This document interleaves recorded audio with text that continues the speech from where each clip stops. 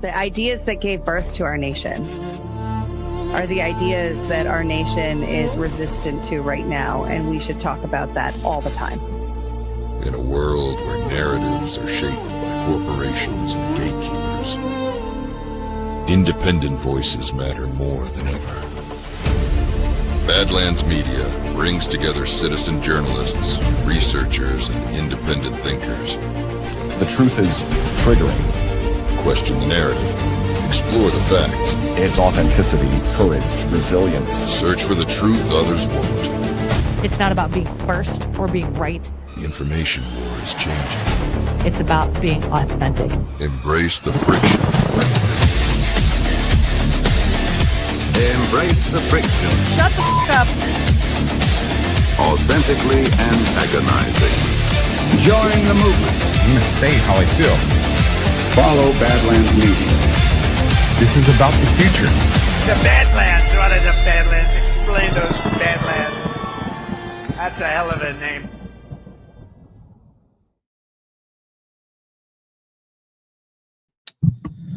Good afternoon, everybody. Welcome to the show, Geopolitics with Ghost. I'm your host, Gordon McCormick, the ghost of base Patrick Henry. This is Badlands Media, July 1st, 2026. No music today. Had some conversations with some back of house people at GART this past weekend, and the music, I think, is causing problems on YouTube, so we're going to have to figure something else out. But anyway, I apologize. Had to cancel the show yesterday. Just had too many things going on.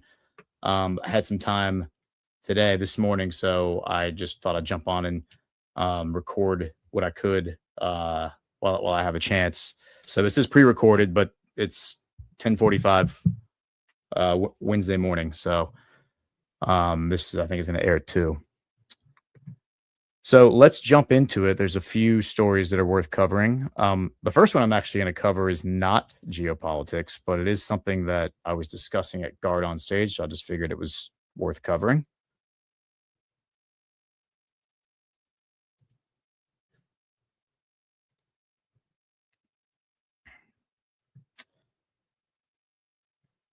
All right, so this is the House votes to disclose which members settled sexual misconduct allegations with taxpayer funds. The House approved a measure Tuesday compelling the public release of records showing which House members have used taxpayer dollars to settle sexual misconduct charges levied against them and how much money was spent. The resolution offered by Representative Thomas Massie directs the House Ethics Committee and the Office of Congressional Workplace Rights, which also handles claims of misconduct, to produce such information within 60 days. It passed nearly unanimously, 420-0, with only Representative Nancy Mace, an outspoken advocate for victims of sexual harassment and assault, voting present. That's certainly notable. The quote from Massie is, "We need to know what's been going on here in the House of Representatives in order to convince the people and assure the people that we are conducting the people's business with the utmost integrity and treating the officers and employees of this institution with the respect they deserve," said Massie in remarks on the chamber floor, imploring his colleagues to support the measure. The effort comes after Representatives Tony Gonzalez and Eric Swalwell were earlier this year forced to resign under the cloud of serious sexual misconduct allegations. The incidents forced a reckoning in the House, where members have historically struggled to show they take sexual assault allegations within their ranks seriously and to show they are prepared to root out bad behavior when necessary. Okay, so this is interesting. The reason that I'm covering this is because just serendipity. We had GART this past weekend. It was a lot of fun. Shout out to everyone who was there. We had a great time. During the taxation is theft panel, these are my closing thoughts. This is like the final thing I said after our hour-long panel.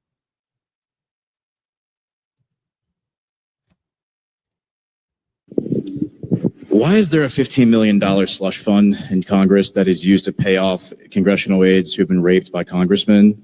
That's tax dollars. And why is the list of people of congressmen who've had to make those payouts, why is that classified?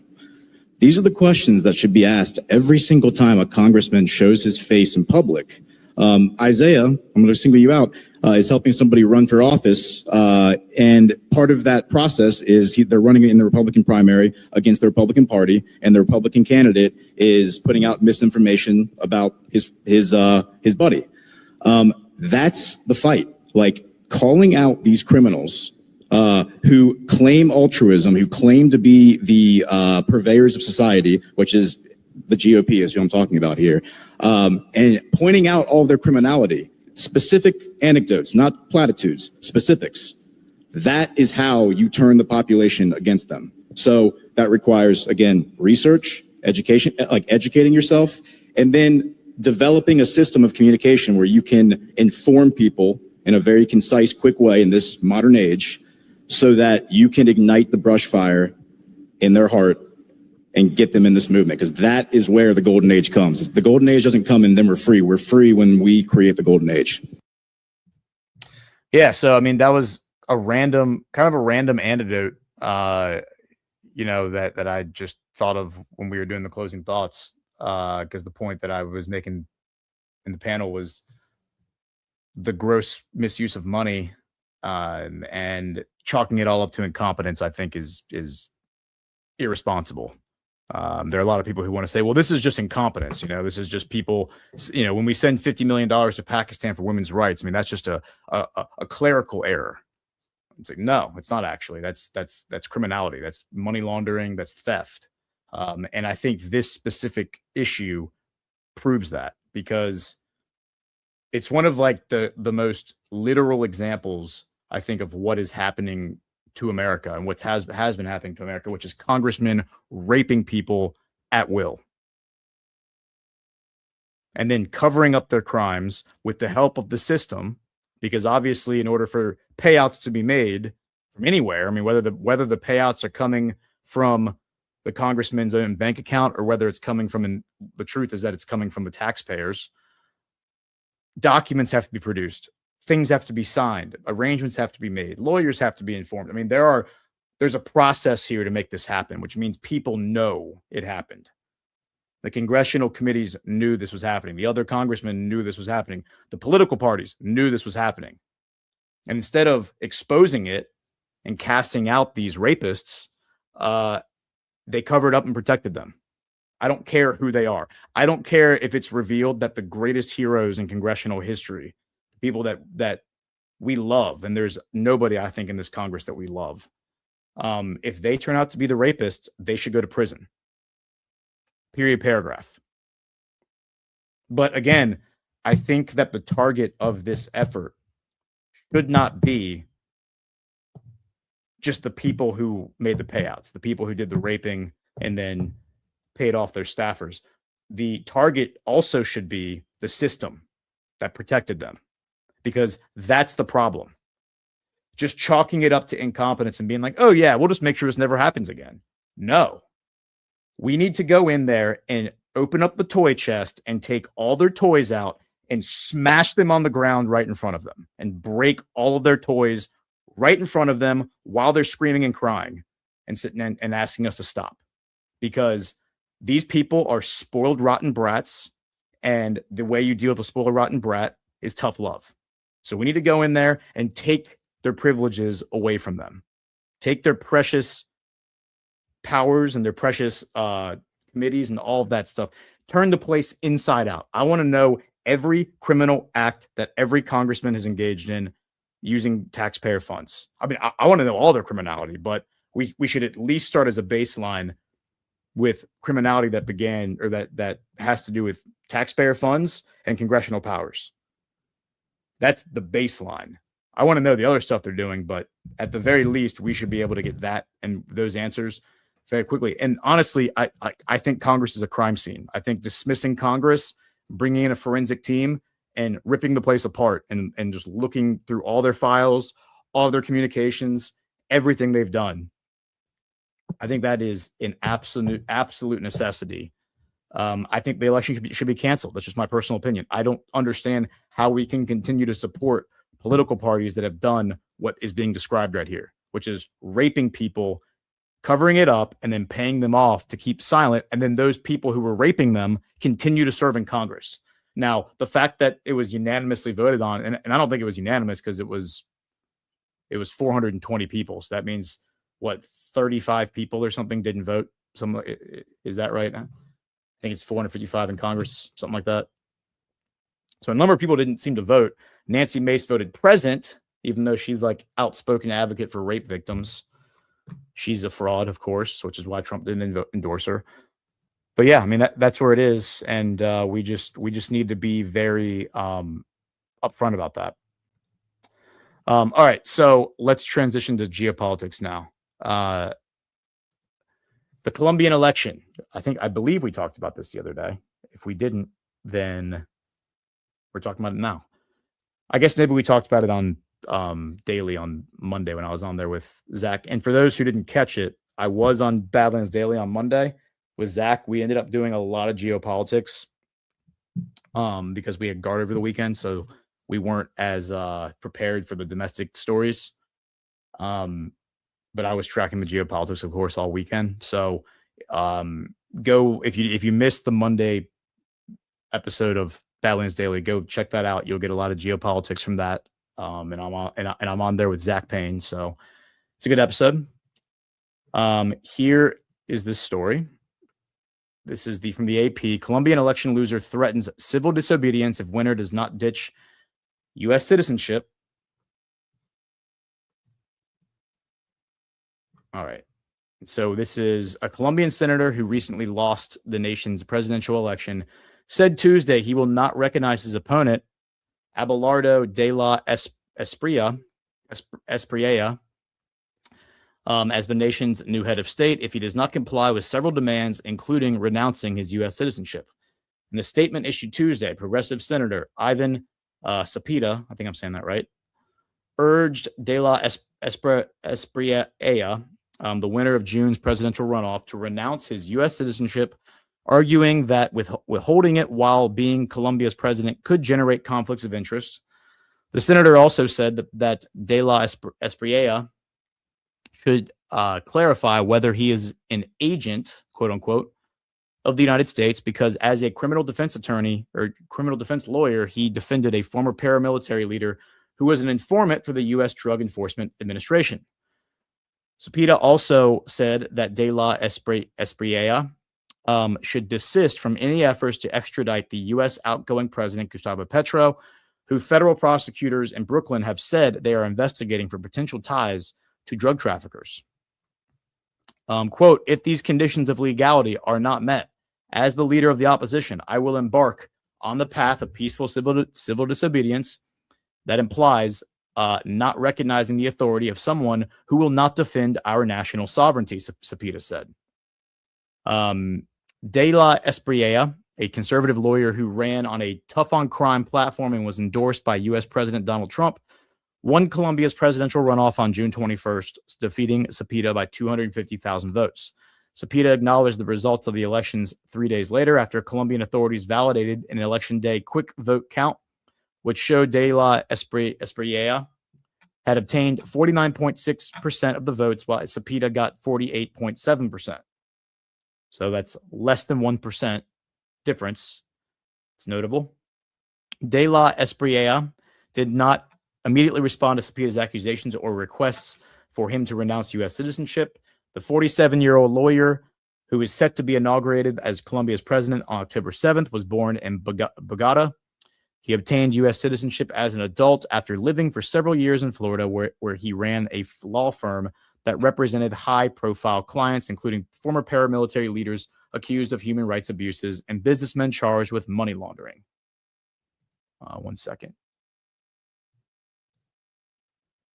I was just making sure that all their settings were correct. Cepeda's threat of not recognizing de la Espriella as the head of state is not expected to have any legal implications because de la Espriella has already been certified as the election's winner by the National Electoral Council.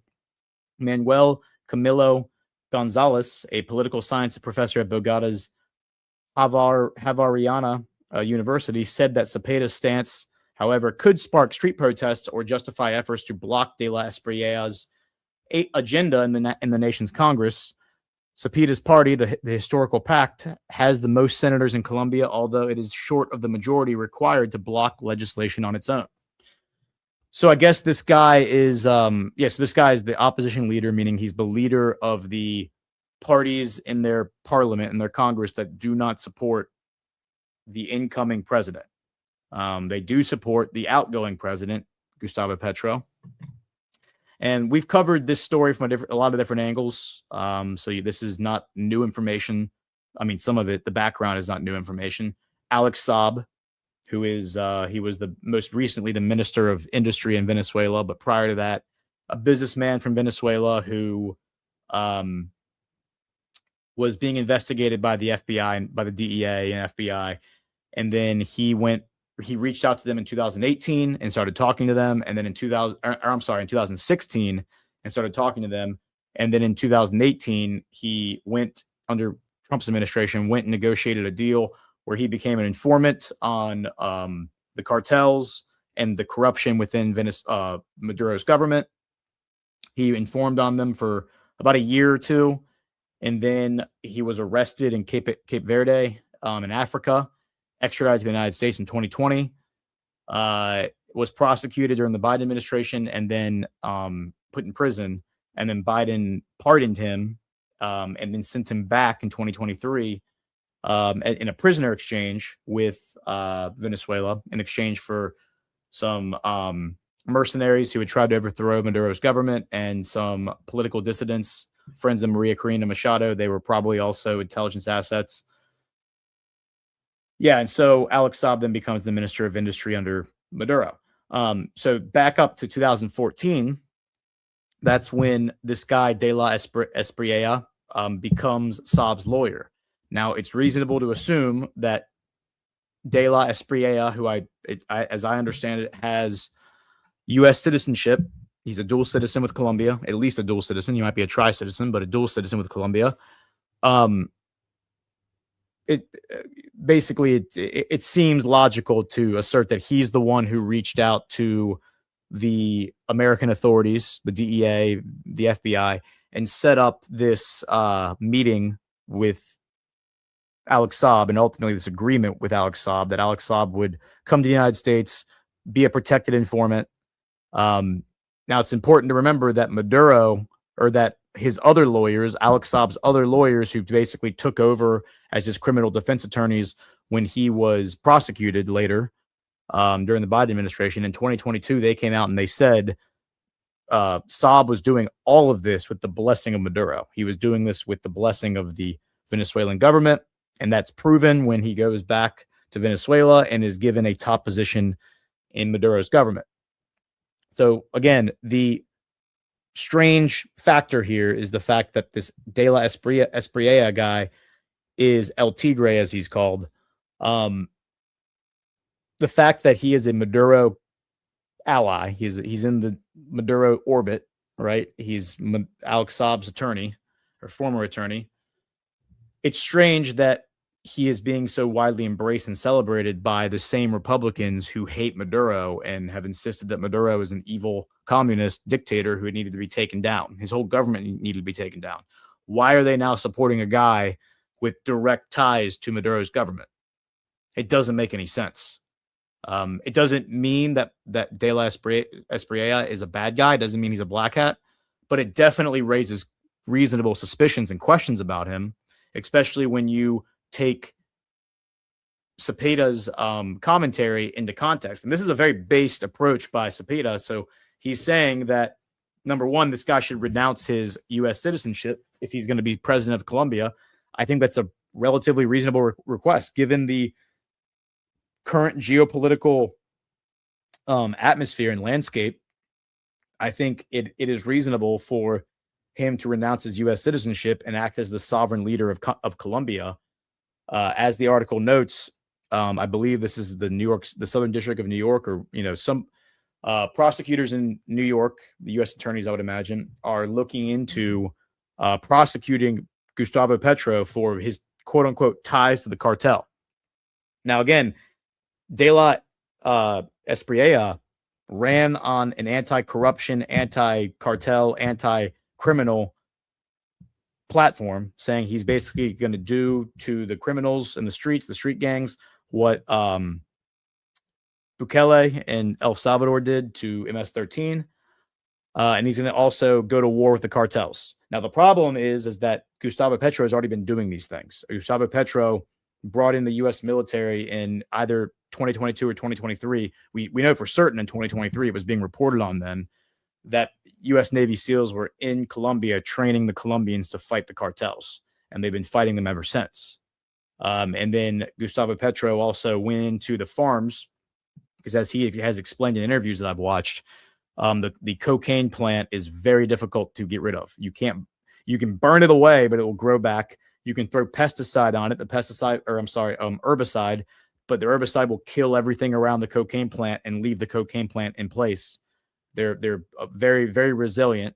And so basically the only way you can get rid of them is to go in and rip them out by the roots and throw them away. It's really the only way you can get rid of them. Otherwise they'll just grow back.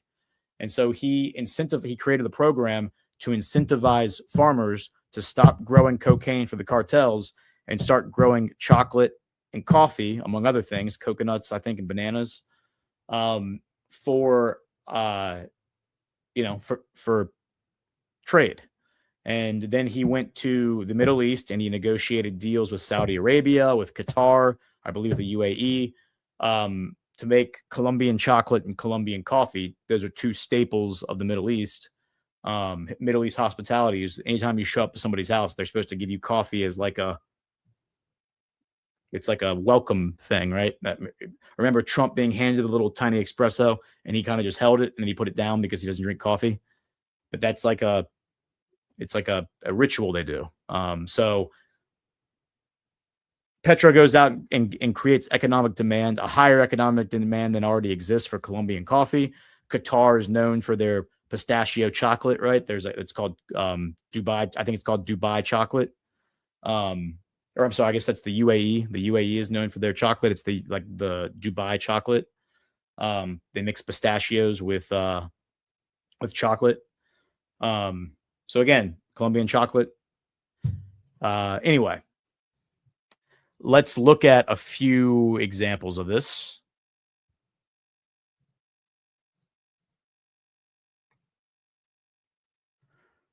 So here is Cepeda. If I can wait for it to load. Getting some slow internet today. I don't know what's going on.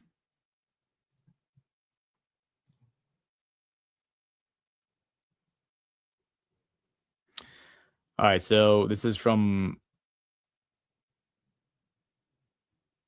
a poster, Aida Quoque. I don't know who that is, but it says Ivan Cepeda's call for peaceful civil disobedience is a legitimate act of defense of democracy when sovereignty, rights, and the national interest are subordinated to foreign and external interests. Supporting this call means taking on from conscious and social organization the commitment to protect the sovereignty of our country. The defense of Colombia is also expressed through peaceful disobedience and a democratic exercise in service of the people. So initially, you had these Cepeda and Gustavo Petro out there saying that they think the election was stolen. I'm pretty sure Petro is still championing that. Cepeda then concedes. Once he concedes, it's over. So he concedes, and then Petro begins the process. He initiates the process for transition, which is going to happen, I believe, on August 7th. So about a month from now, 5 weeks from now. And then you have Petro posting all this stuff. Well, I think we covered that last week. He posts all this stuff about what's happening with how the election was stolen, right? Let me just pull up his. Did they ban him?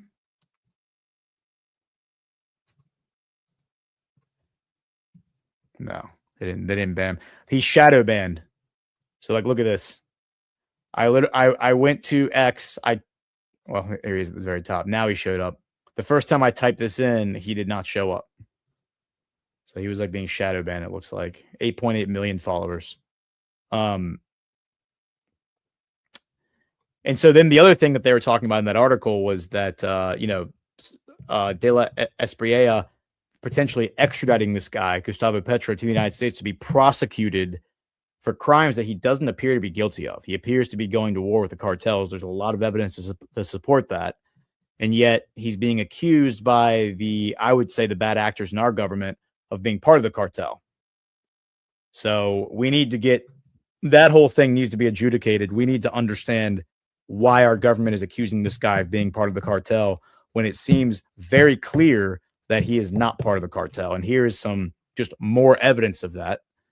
Okay, so here is his post from 1 hour ago. So this is posted on Wednesday morning.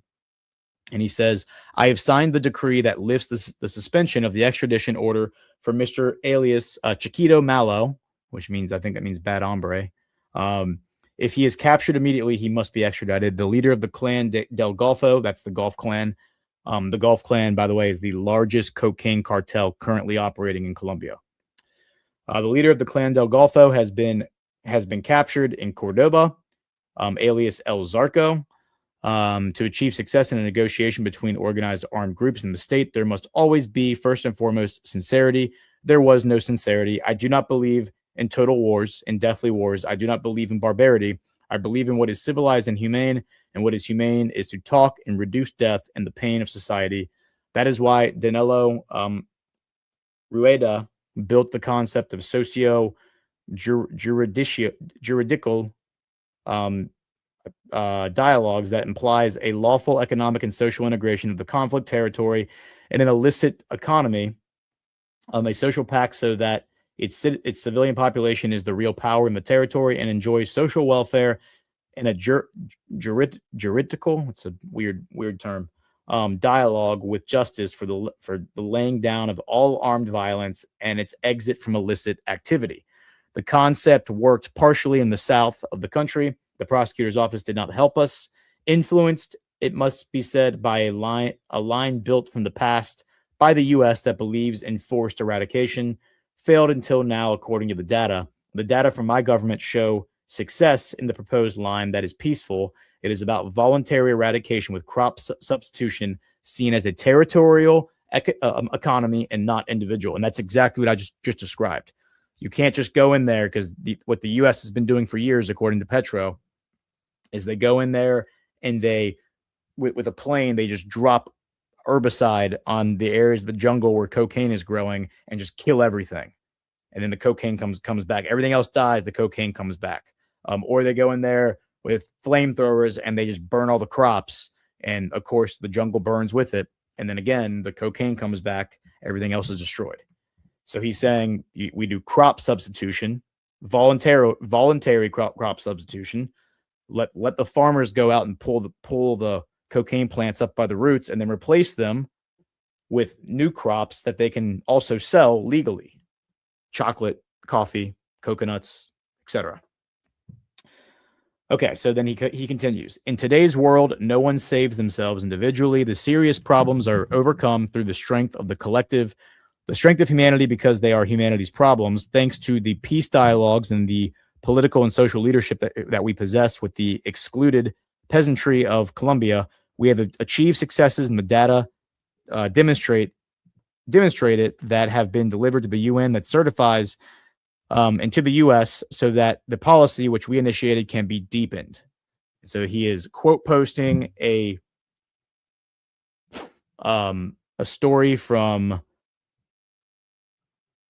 I think this is from the Ministry of Defense. Yeah, the Colombian Ministry of Defense. And it says, alias Zarco captured, the alleged leader of the Clan del Golfo and Monteria, Cordoba, thanks to, and this is the Dirección de Investigación Criminal. So this is Interpol, looks like. I think it's Interpol. Says he has a 10-year criminal record and was wanted for criminal conspiracy, homicide, drug trafficking, and extortion. He served as the financial leader, managing illicit revenues for the purchase of war materials. With this result, the finances and control of the Clan del Golfo and Cordoba are weakened, we are intensifying operational strategies to dismantle transnational structures and ensure security and coexistence in the region. So, and then you can see here's the picture. That's all dinero, Colombian money. You have some cell phones on the table. This is the guy I assume that they're referring to in handcuffs. So the problem that like the real issue I have with De La Espriella, recognizing the fact that he is a Maduro ally, or at least ostensibly appears to be. He's a lawyer, so do lawyers have any loyalty? I don't know. Like that's a separate question. But ostensibly he's a Maduro ally. He's running against Cepeda, who would also be considered a Maduro ally.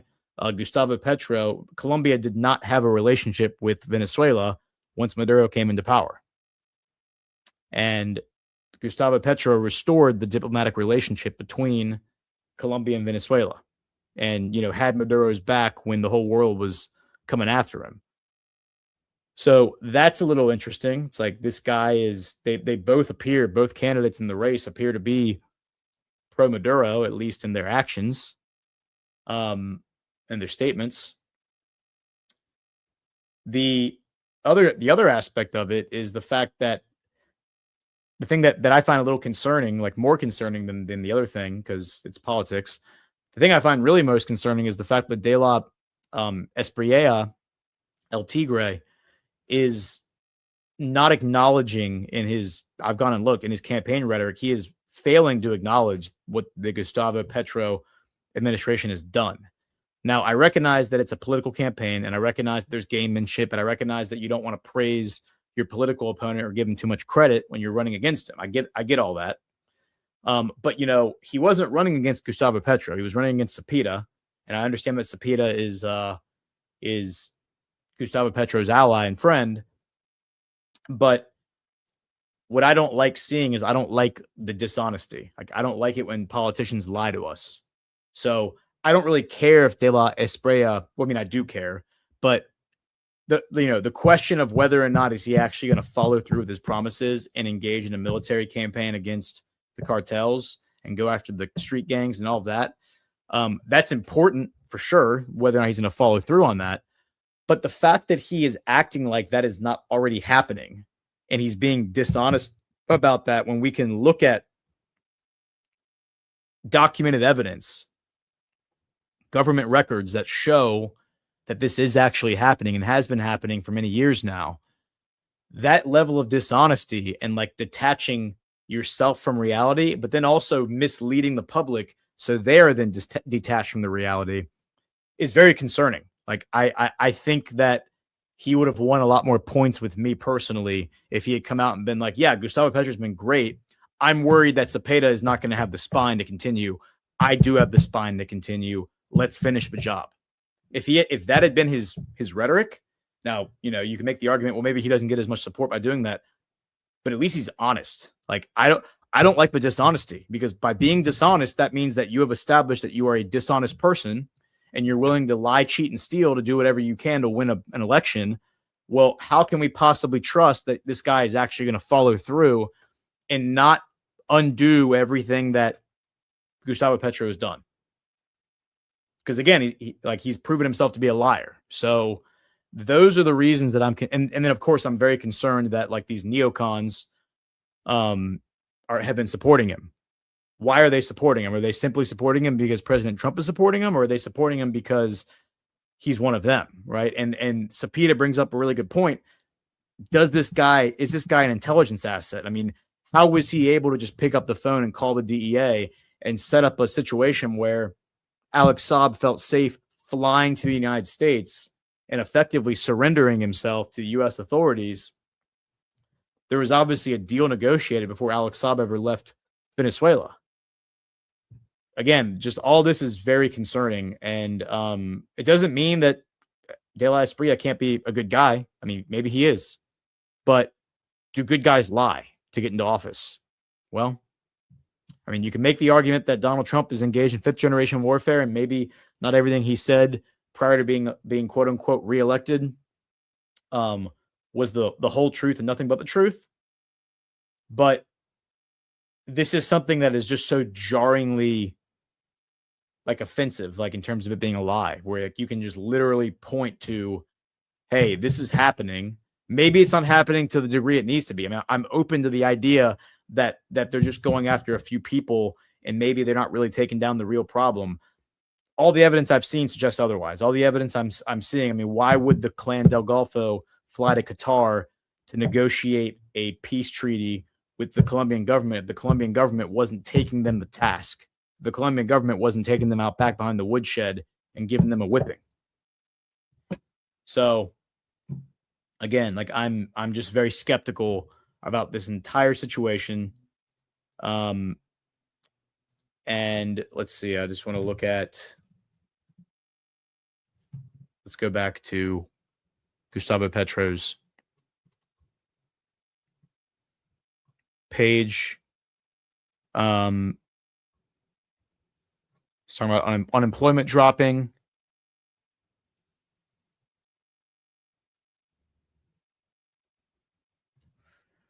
Okay, so here he is quote posting. Okay, so it says right here from Law FM, which is an investigation outlet, some sort of media outlet. More than 1,300 people participated in the first handover meeting of Abelardo de la Esprilla's government. The president-elect's vice president, Jose Manuel Restrepo, explained that the strategy aims to uncover alleged corruption cases from the outgoing administration. So now they're openly saying, well, we're going to start investigating this outgoing administration for crimes. Again, this is a concerning development. There's a concerning development here, because if you were the cartel and you were losing on the battlefield because the Colombian military working with the U.S. military is coming after you and they are kicking your ass, right? What would you do as the cartel? Well, you would probably buy off the next politician, make sure you win the next election, and then when this guy gets into office, you would then weaponize the powers of the government to prosecute him and basically paint him as the corrupt cartel politician. And that does ostensibly look like what's going to happen here. And again, I just find it concerning. Gustavo Petro has been brutally honest. I mean, I've seen enough of his speeches to say the guy is brutally honest when he speaks. He does not, I don't think he minces words. I don't think he, bothers himself with like, do the optics look good? I think he just says what he means and means what he says. And if you don't like it, well, that's your problem. I don't like politicians who placate the public by telling them what they want to hear as opposed to telling them the truth. And that seems to be what the other guy was doing. And so here it continues. It says, Restrepo announced the creation of an elite anti-corruption group that will report alleged corruption incidents to judicial authorities, and of a project bank to be implemented at the start of a new administration in the Casa de Nariño. Yeah, sorry, Nariño. Then it continues. Vice President Restrepo assured that Abelardo de la Esprilla's team has obtained 75% of the information it needs to evaluate the state entities it will receive, and that they do not rely solely on information to be sent by Gustavo Petro's outgoing administration. So yeah, they're saying they don't trust Gustavo Petro. Again, like if the cartel wanted to make a example out of Gustavo Petro, this is what they would do. They would go in there and they would accuse him of corruption, and then they would arrest him and have him prosecuted. And then once him and his people are completely out of power and no longer a threat, they can throw the book at him, throw him in, prison for life, charge him with treason, whatever. And then the cartel can come back with a vengeance under the right leadership and management. I'm not saying that's what's going to happen, but the possibility of that happening seems stronger and stronger every time we hear a new development in this story, that it looks like this is actually what's happening. So I'm a little worried about that. And then here's Gustavo Petro's remarks to this information. He says, taking the overlap to alleged cases of corruption, as Restrepo says, does not really seek crimes, which they can pursue whenever they want, but rather to discredit the major social advances of the government that the next government has no intention of continuing. All the enormous indebtedness of the government in which Restrepo participated went to subsidies for the country's richest sectors. That was a government of mega corruption. The quote-unquote Colombia Potencia de la Vida development plan has managed to meet evident social and economic goals that the new government neither knows nor wants to recognize. The plan remains in effect until mid next year and must be respected as it is current law. That is why they see as irregular, because we continue governing is not irregular. We are simply complying with the law by seeking to meet the plan's goals at least until August 6th, and the new government must comply with it until Congress approves its own government plan. Instead of sending billions of dollars to the richest sectors of society, as the Duque was president before Petro, Duque Restrepo government did, my government decided to pay off the external debt and reduce the total debt growth rate, and to use public spending to reactivate production and social justice. Under the Duque Restrepo government, the debt grew 77% in hours, 41% driven by the rise in the interest rate set by the Banco de la República. The Abelardo Restrepo government receives a government with the country's, it says in our government, debt was not used to finance current public spending, but to finance the payment of credits. The Abelardo Restrepo government receives a government with the century's lowest labor unemployment rate, with a real economy, both agrarian and industrial, growing with a real reduction in illicit crops. That's cocaine.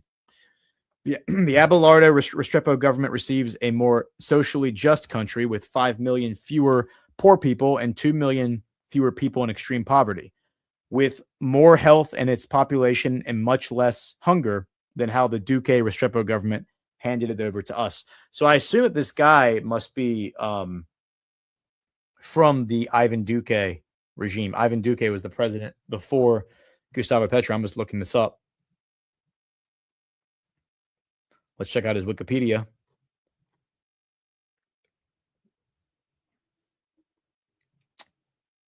Yeah, so he was the minister of, under Ivan Duque, he was the minister of Commerce, Industry, and Tourism from August 7th, 2018 until May 3rd, 2021.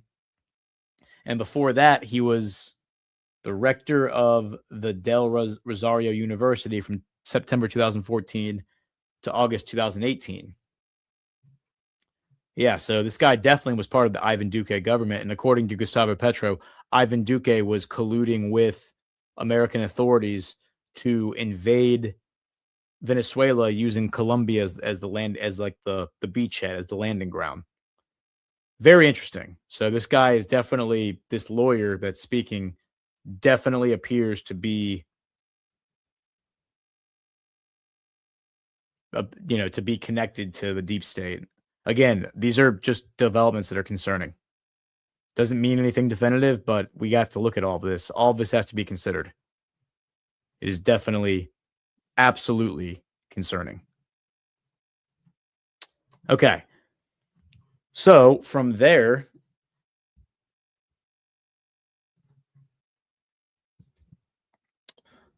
all right, let's continue. Let's stick with this region. Go to Venezuela. Venezuela had a number of earthquakes. June 24th and 25th, they were hit by a 7.5 and then a 7.2 magnitude earthquake in quick succession. I think as of now, like the death toll is looking at like 1,500, or it's approaching 1,500, but there's still a lot of people missing. 4,300 people injured. And then it looks like they were also hit by yet another earthquake. And that was, according to USGS data,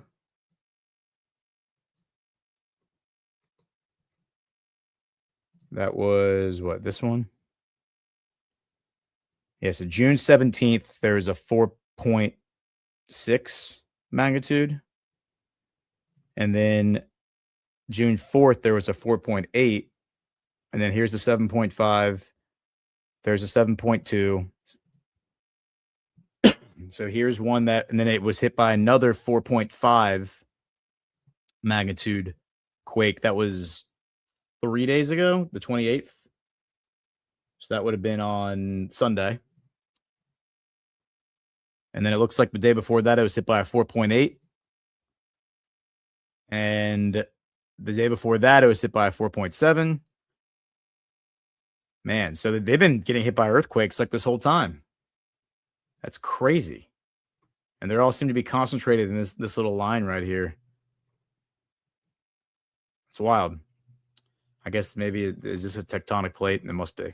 Somebody who knows more about geology will certainly know that. But they've been hit by a lot of earthquakes. The 7.5, 7.2 ones are massive. And it says that this has triggered landslides. So it looks like there's been a number of landslides, they're saying here. It looks like they're all along the coast here. Crazy. Yeah, so anywhere you see like a black box, the roads have been impacted. There's a lot of black boxes there. The purple is a major or widespread one, and the orange is like a localized, and then the green is a minor, and then the yellow is unknown whether there actually was one. So there's a fair amount of green, some orange, and definitely some purple. So it appears that, I mean, assuming all this is accurate, this is from the USGS, so take that for what it is. U.S. military deploys over 900 personnel to Venezuela for earthquake response. And it says this is a major shift for U.S. military in Venezuela after January 3rd operation to grab Maduro.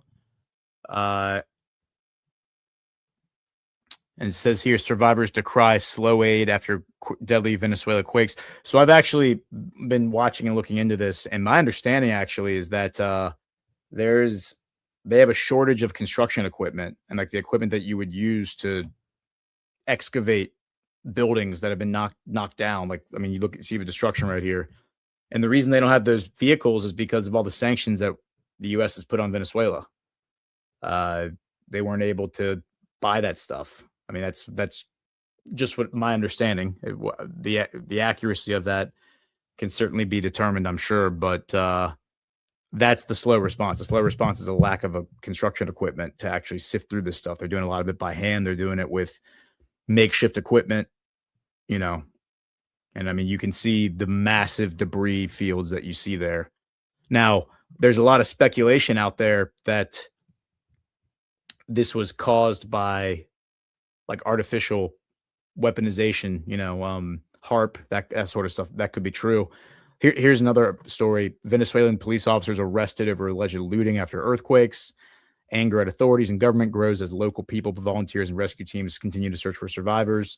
4 Venezuelan police officers have been arrested and are facing dismissal after being accused of looting cash from the rubble of a building that collapsed during last week's devastating twin earthquakes. So yeah, it says the death toll is actually now up to almost 2,000 people, with more than 10,000 still missing. This is a pretty major humanitarian crisis. And now there are videos online. Let me see if maybe I can find these videos.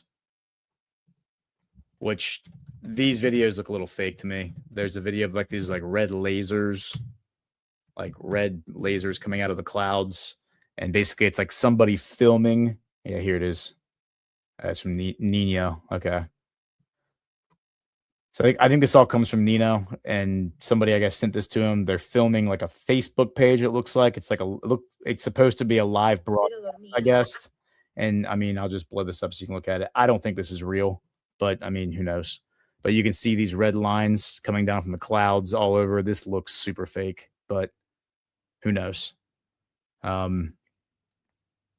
feel like we probably would have gotten more than just this if like millions of people had seen something like this, right? I mean, look at this stuff. This stuff looks strange, but you never know.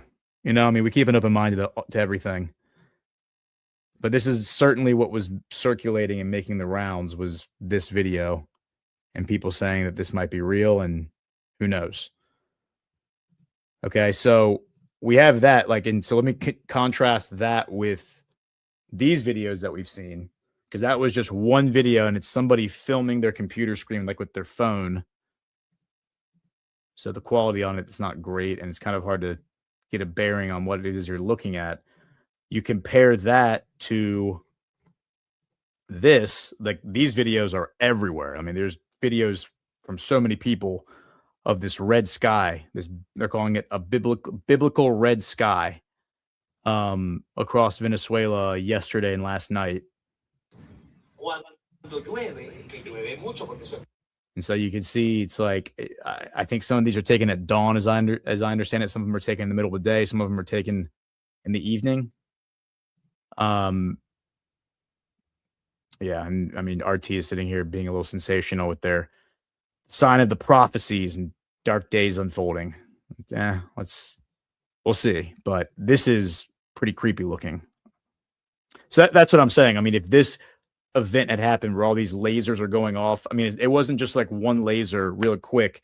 That other video was like lasers going off forever, and there were like lights flying around. I think somebody would have pulled their phone out and started filming that, right?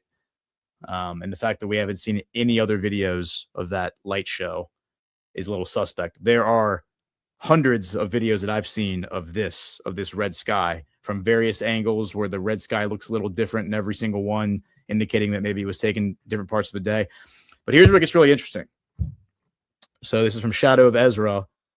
It says the Hillary Clinton and the Clinton Global Initiative are now active in Venezuela, where children are missing after the massive earthquake. The Clinton Global Initiative's partners are actively deploying humanitarian aid. The Clinton family has a long history of exploiting children after disasters. So we'll watch this, and then I'll show you something else.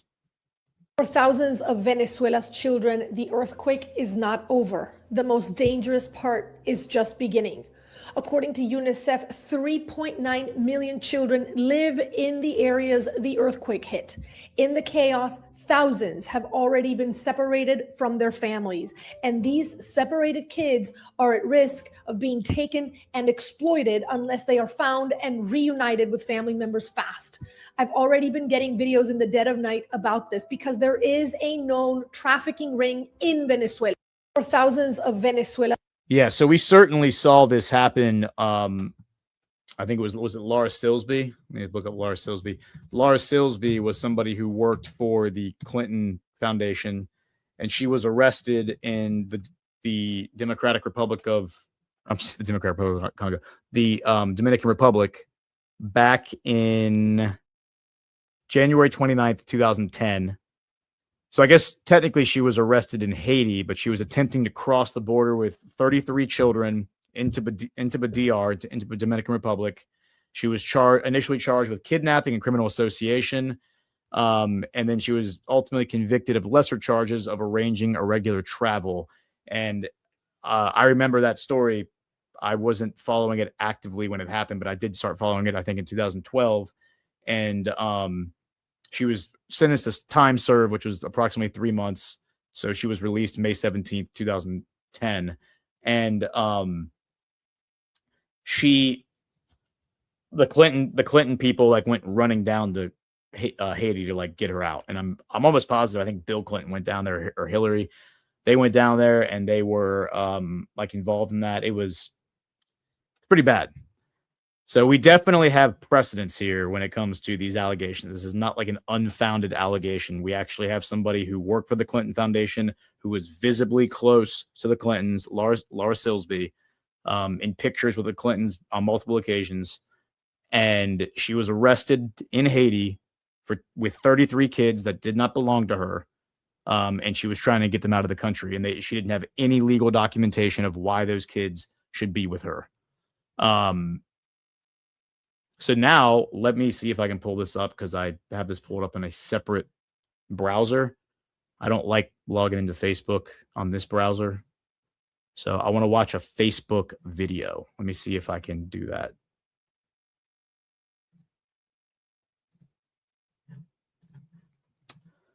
So I'm going to stop sharing, and I'm going to share my screen.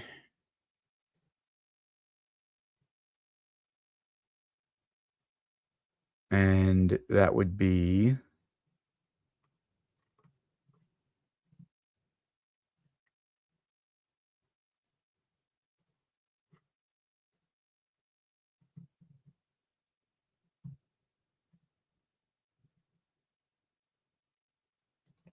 there we go. All right, I think this should work.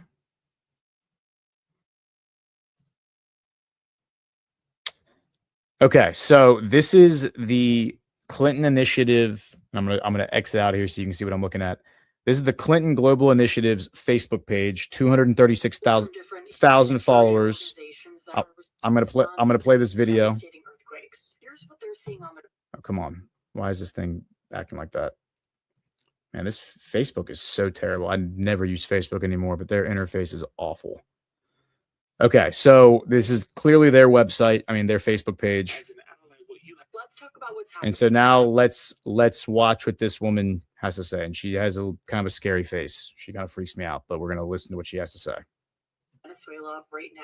The Clinton Global Initiative just brought together leaders from different humanitarian organizations that are responding to the devastating earthquakes. Here's what they're seeing on the ground. So far, at least 1,700 people have died and more than 5,000 people have been injured. And nearly 13,000 people have been displaced and tens of thousands of people are still unaccounted for as search efforts continue. These leaders say entire neighborhoods have been destroyed with many families sleeping outside because their homes collapsed. Officials say the biggest need right now is heavy equipment so crews can reach isolated communities. At the same time, World Central Kitchen says they've served 30,000 meals to the hardest hit areas. And CARE says it's working through local Venezuelan organizations to help with medical care, food, and shelter, especially for women and children. And one thing officials shared on this call was that Venezuela was already dealing with the humanitarian crisis before these earthquakes. Now they're urging continued international support as this shifts from search and rescue to a long road to recovery. CGI will continue supporting coordination efforts and the organizations responding on the ground. To learn more about this and to become a part of this work, you can visit us at clintonglobal.org.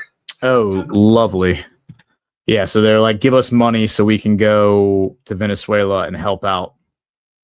Yeah, sure thing, lady. Yikes, these people are really, really scary. Okay, so I want to go back now, go back to the original, to my original share screen. And now let's go look at the Clinton Global Initiative. And that would be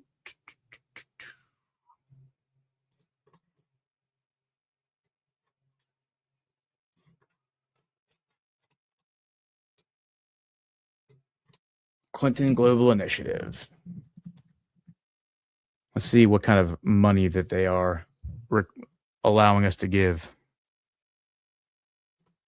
It's amazing that this thing is still up and running.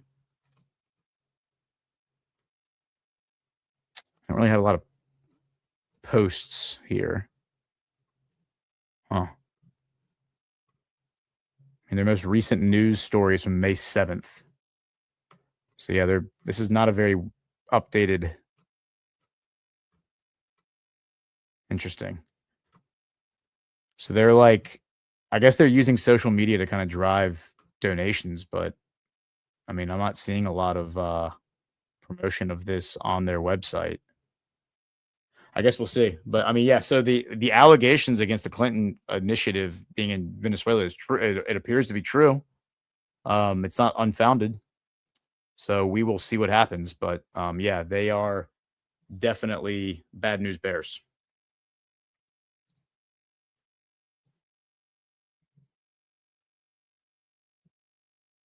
All right, so let's hit an ad or two and we will continue. Incoming call. Connection established. Ready to proceed.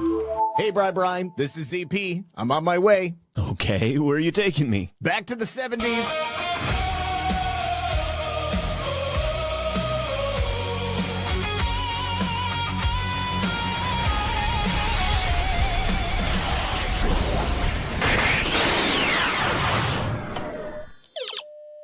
This isn't the 70s. Muffin, stop it. Is that a British soldier?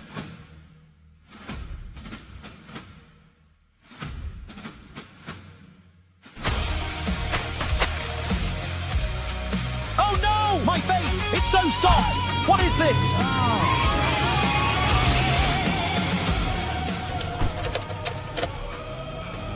While we're here, we might as well have some fun.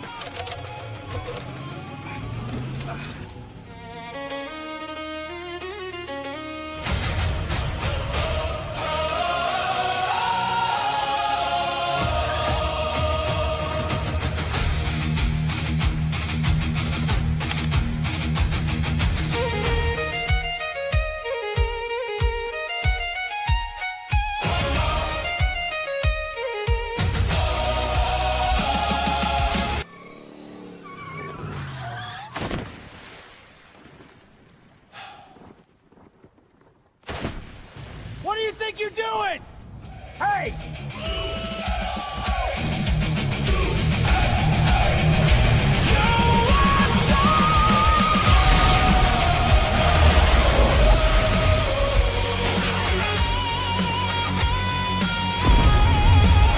Ouchies!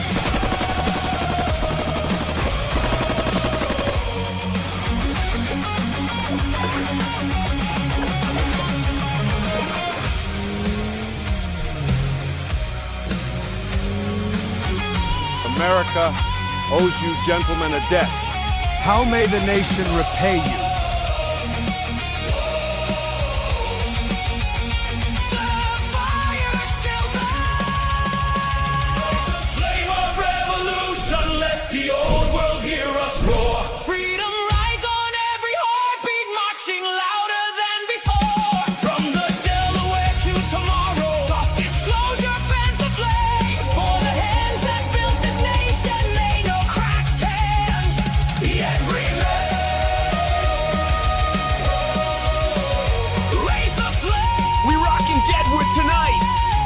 Fire, let it burn.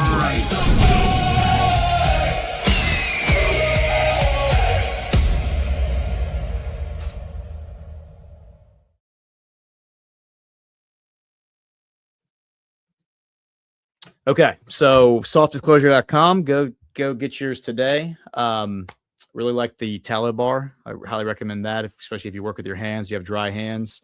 The deodorant is also great. So softdisclosure.com. Go pick some up today. I did grow a beard months ago and use the beard oil and the beard brush, and it did make my beard much softer. Even my kids said that, and they think beards are very scratchy and gross. So even my kids liked my beard after I used the beard oil. Softdisclosure.com. Yeah, and normally I do have music. I'm just being told that I think this is going to play in prime time. So good evening to the prime time audience. We're not doing music today because that was messing up our YouTube show. So we don't want to get in any trouble with that. We'll figure something else out. But in the meantime, I'm just going to do it this way. We'll hit some other ads here in a bit, since that one was kind of a long one. So let's pivot now to Burkina Faso. So Burkina Faso, there's been quite a bit happening there.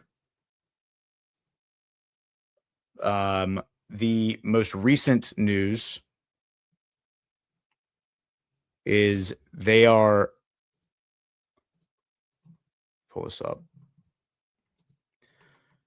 They just shut down a major mosque after some protests.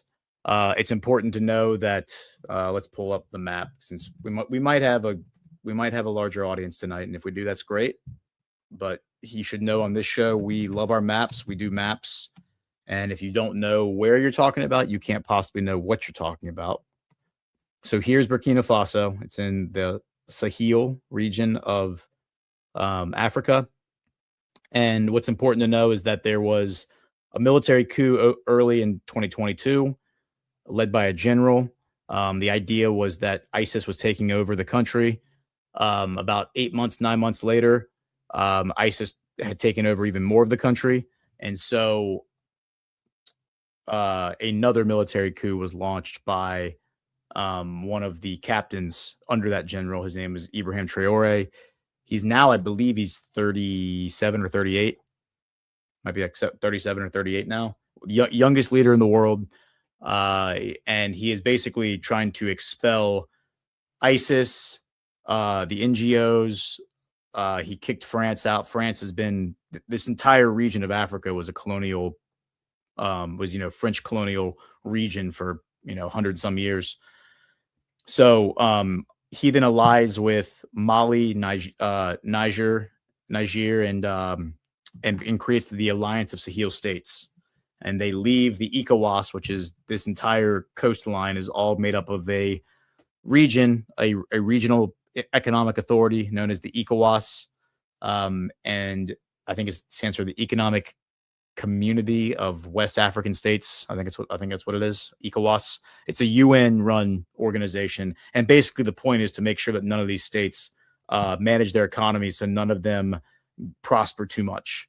A lot of the world's gold, a lot of the world's diamonds, a lot of the world's rare precious stones and metals come from this region. You'll notice Sierra Leone. That's where the movie Blood Diamond took place, which was a true story. So Traore takes over. This is with the help of Putin, the backing of Russia, and Putin and Russia are training these guys to fight ISIS. They're training the military to encounter counterinsurgency and counterterrorism. And there's been a lot of attempts to reclaim this territory by the deep state. There have been several coup attempts against Traore. There's been aircraft have flown in there and tried to land, and I think with ISIS guys on board and try to take over the airport. And I think the point was to try to establish like a air bridge, so that then they could keep flying people in and take over the country from inside. There've been a few invasions that have been thwarted, but the point is that ISIS is operating heavy in this territory, and the weapons that they're using, ISIS, are coming from, we've been covering this on this show and in the news brief for the past year and a half. The weapons are coming from Ukraine. They have found Ukrainian drones with the full instruction manual written in Ukrainian, Ukrainian weapon systems. You have Ukraine diplomats and politicians reposting on their social media videos of Tuareg rebels, which are local rebels in Africa, ISIS-aligned rebels, after they killed a bunch of the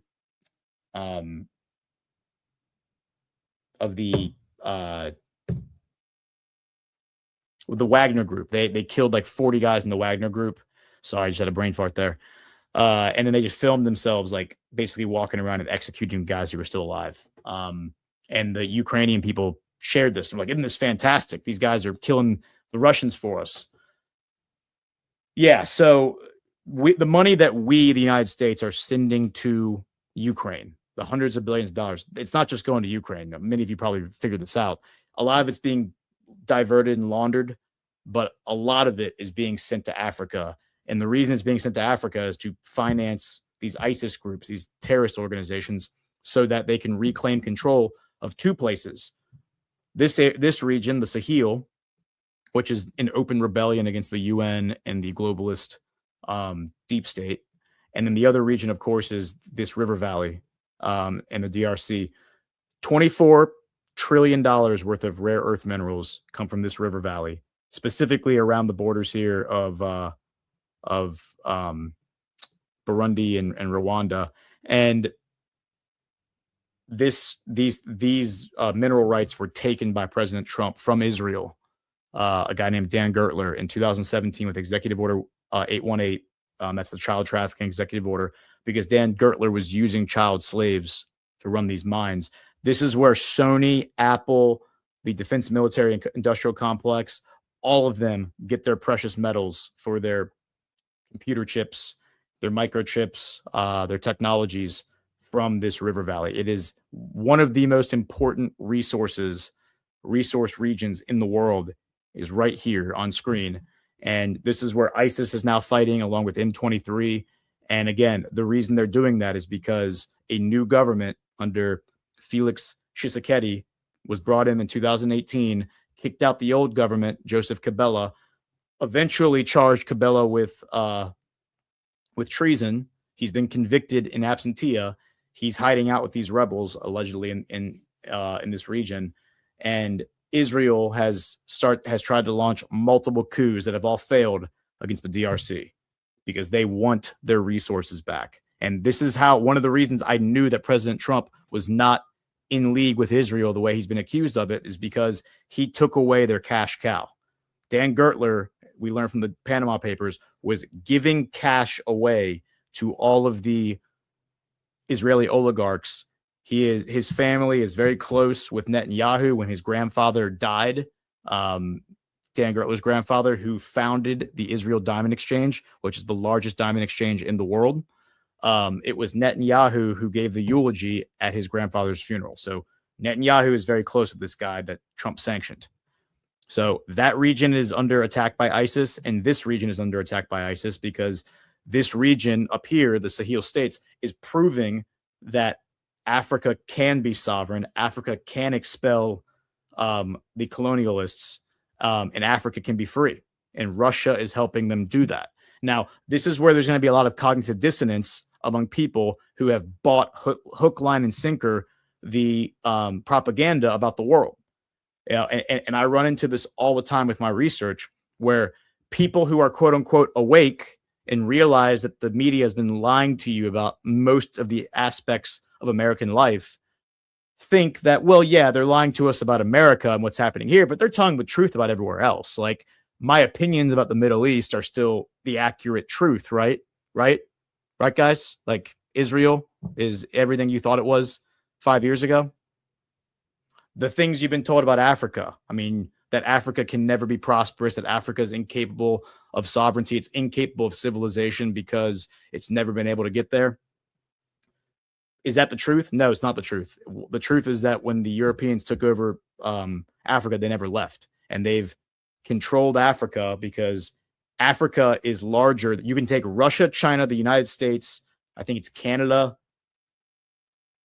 Russia, China, the United States, and Europe, and you can fit it inside of Africa, and you would still have space left over. The DRC, this country right here, which is the second largest behind, I think it's Algeria, the DRC is almost the size of the continental United States. That is how big Africa is. It doesn't show up on maps because the maps get stretched out and the proportions are all off. But Africa is way bigger than you think it is. And it is full of all of the resources that the world needs. Gold, diamonds, precious metals, everything that we need to make the golden age happen is in Africa. And so controlling those resources is critical, which is why the war that's happening in Africa is so important. So Burkina Faso is one of the leaders of this war, the counterinsurgency, with working with Putin. And so that's why we're going to talk about some of the news that's happening there. So they cut diplomatic ties with France a while back, but now they have finalized that. This is from 3 days ago. This is from Saturday.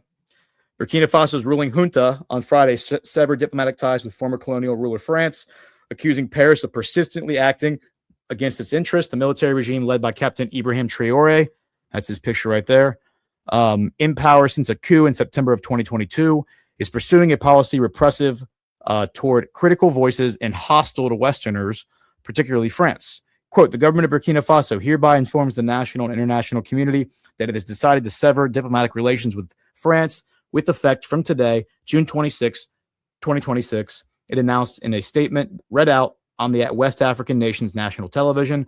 The junta also accused France of harboring, quote-unquote, neo-colonial ambitions, made evident by its active support for subversive networks and the terrorists who are plunging our country and the Sahel into mourning.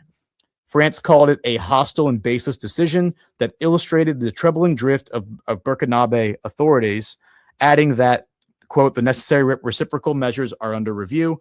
Burkina Faso, like several of its neighbors, has for a decade been hit by deadly violence by jihadists affiliated with Al-Qaeda and the Islamic State group, otherwise known as ISIS. According to the statement, this decision, quote, concerns exclusively the institutional framework of relations between the two states at the diplomatic level. It in no way calls into question the historical, human, cultural, and social ties that unite the Burkinabe and French peoples, the government said.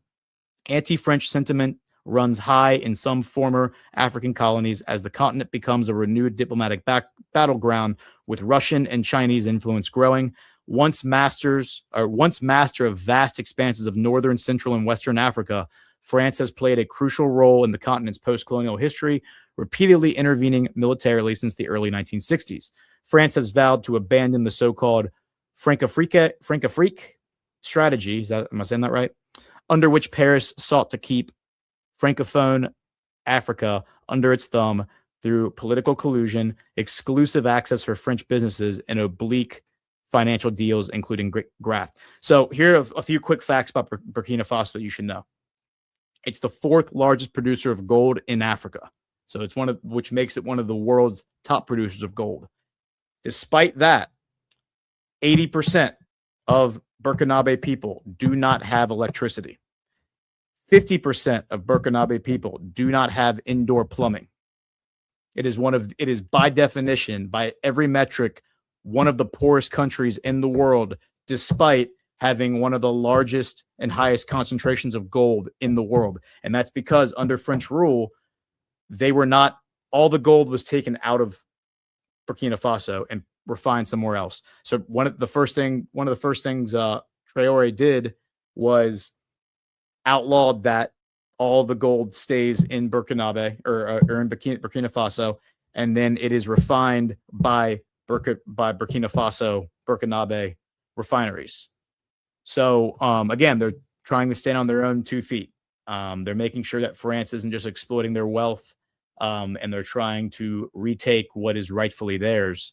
And obviously, there are people who are not going to allow that. The French and European authorities are never going to allow that. Remember the story from 11 years ago in 2015, the French soldiers who were operating as UN peacekeepers, who were abducting and raping all those girls from, I believe it was Niger. Yeah, connected to all of this. You had French troops as UN troops in this area who were going in the villages, taking young girls, children, and raping them. And that was exposed by a whistleblower who worked for the UN, who saw it all happening. And then the UN, of course, went after him for blowing the whistle. It's some pretty evil stuff. Okay, so here's another story. Burkina Faso junta suspends biggest student union and arrests the leader. Burkina Faso's military leaders have suspended the country's largest student union and arrested its leaders. This has to do with, I think, that mosque getting shut down. Now, remember, Traore is a Muslim, okay? But he's actually been going into places like Nigeria and defending Christians against ISIS, where you have these bishops, these Christian bishops in Nigeria, Nigeria has the largest economy in Africa and the largest population. He goes in there and he's defending Christians from ISIS because the Nigerian government will not do it, because the Nigerian government is in bed with the deep state. So here is another story about a coup being thwarted. This is from January, I believe. Yeah, from January. So lots of coups against this guy that have failed. He has a very loyal group around him. The people of his country love him. They held a huge celebration when they opened up a tomato processing plant last year. We played that on Badlands Daily because I think tomato is the number one agriculture, like the number one crop. They couldn't preserve tomatoes, though. So they literally opened up a factory that cans tomatoes, and there was like a national celebration for this. That's how poor these people are. So they love this guy. And they also love Russia because Russia is credited with liberating them. A few of the other things this guy's done, he kicked out over 100 NGOs, like back in May, I think it was. He's kicked out all of these groups, the UN, he's kicked them all out. He's like, you can't operate here. I know what you're up to. Putin has informed me as to how you work. USAID, get out of here. We don't want you. Out. We don't want you. And so he's presented as like this evil, ruthless dictator, but because he closed down the parliament in January and he abolished all the political parties. But again, he's doing this under the guidance of Putin because Putin explained to him that what these foreign groups do is they come in with their money and they say they're going to help you. And then what they end up doing is they end up funding color revolutions, funding political opposition. And then before you know it, your democracy has been weaponized against you by subversive foreign actors. which is the same stuff they do in Eastern Europe, the same stuff they try to do in Russia. That's why Putin banned all the NGOs from operating there, like open societies, all of them. So this guy did the same thing. Now, under the terms of abolishing the parliament, it doesn't say parliament's done with. It just says that a new parliament will be formed once the government is certain that it has gotten rid of all of the foreign subversive actors. So they are planning on recreating a new parliament. It's just a matter of getting all of these bad guys out. And there are a lot of bad guys in Africa, as you can imagine. So here is that news. This is from March. Burkina Faso Parliament adopts a new revolution charter. So Burkina Faso's Ministry of Justice announced Friday that the Transitional Legislative Assembly has unanimously adopted in a secret ballot the Revolution Charter, which replaces the Transition Charter of October 14, 2022, and its amendment of May 25th, 2024. The Revolution Charter legally enshrines the Progressive Popular Revolution within the institutional framework and incorporates in its preamble the values of national defense, popular patriotic commitment, and national sovereignty. And so it goes on to say that the country's institutions receive new designations, including the government and the People's Legislative Assembly. The People's Legislative Assembly automatically replaces the Transitional Legislative Assembly, while the political parties and movements component within the legislative body is abolished and its seats reassigned. Because again, in a multi-party system, which is what all these parliamentary systems are, you have lots of different parties, and the parties control a certain number of seats based on the elections. And the party with the most seats is the one that gets to take over the government. All right, so let's now hit another ad. This is Goldco. It's officially a new era for gold and silver. Gold has broken $5,000 an ounce, and silver has surged past $100. In 2025 alone, gold jumped 64%, while silver skyrocketed 150%. And with political and economic uncertainty ahead, 2026 could bring even bigger moves. After such a historic run, a pullback is normal. Metals move fast, so some consolidation is expected. But top analysts are calling for even higher prices. We've seen the first bank failure of 2026 with regulators shutting down Metropolitan Capital Bank and Trust in Chicago. Could more follow? It's no surprise Americans are pulling money from banks and turning to the proven protection of gold and silver. Big news, Goldco is celebrating America's 250th anniversary with a limited time bonus. Get up to 10% free gold or silver plus free storage and a free home safe with a qualifying cash purchase. This offer won't last, so act now. Are we seeing the early signs of another 2008 style crisis?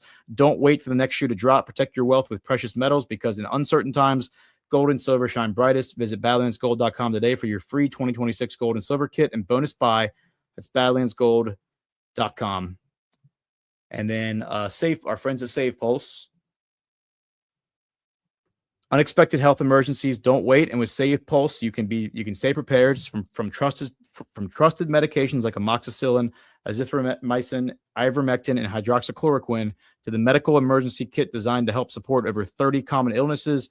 Save Pulse makes it easy to stock up on essential health supplies. At Save Pulse, keeping your family prepared has never been easier, and it's all delivered through a simple, streamlined ordering process at prices you can feel good about. Whether you need an emergency kit or you're stocking up on everyday essentials, now's the time to be ready for whatever comes your way. Visit badlandsmedia.tv/meds today and use promo code Badlands to save 20%. That's badlandsmedia.tv/meds, promo code Badlands.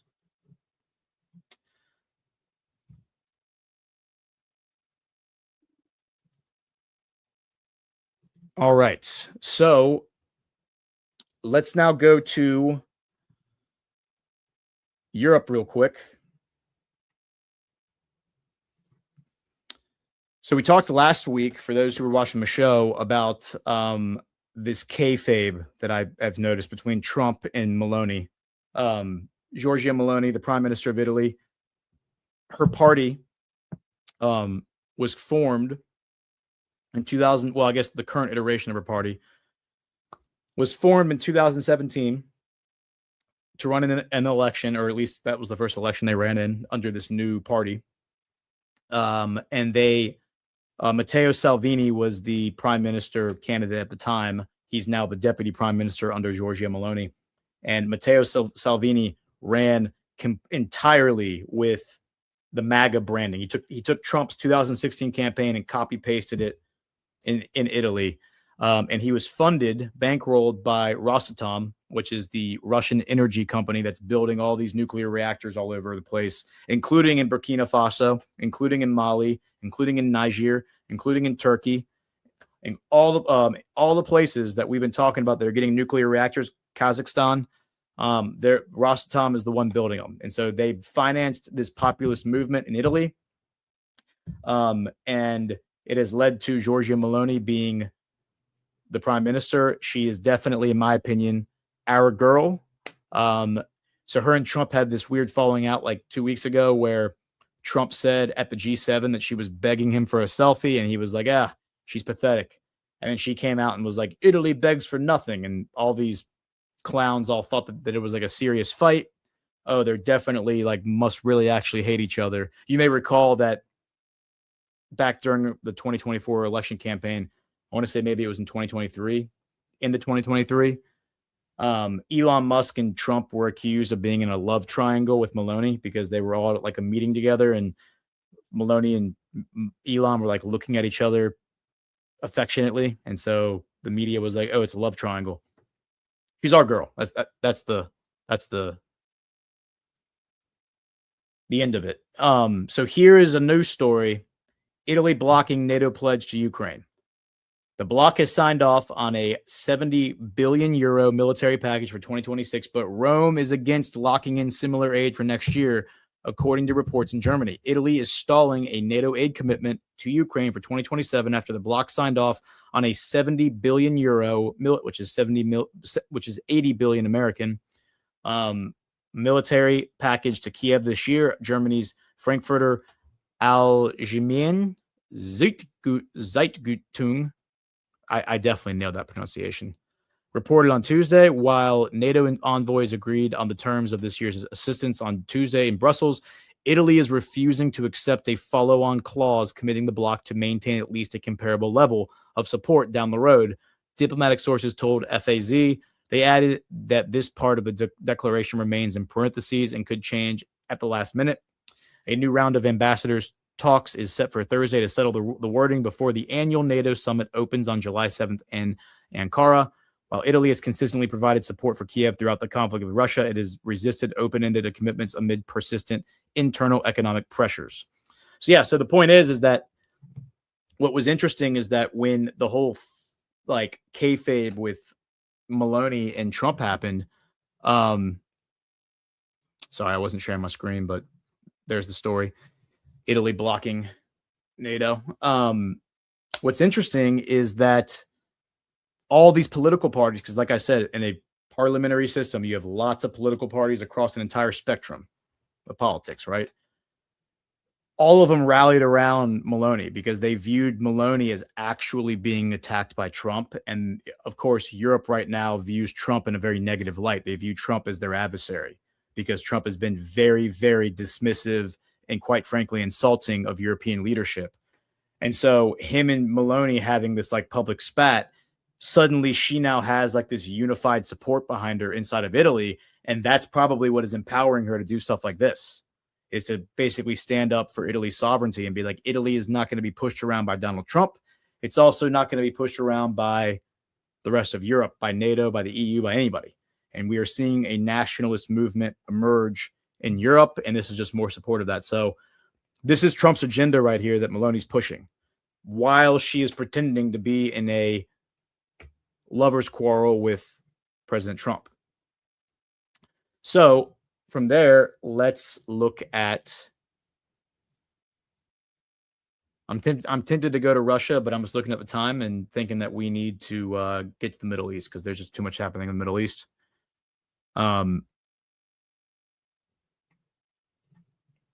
This is an interesting story.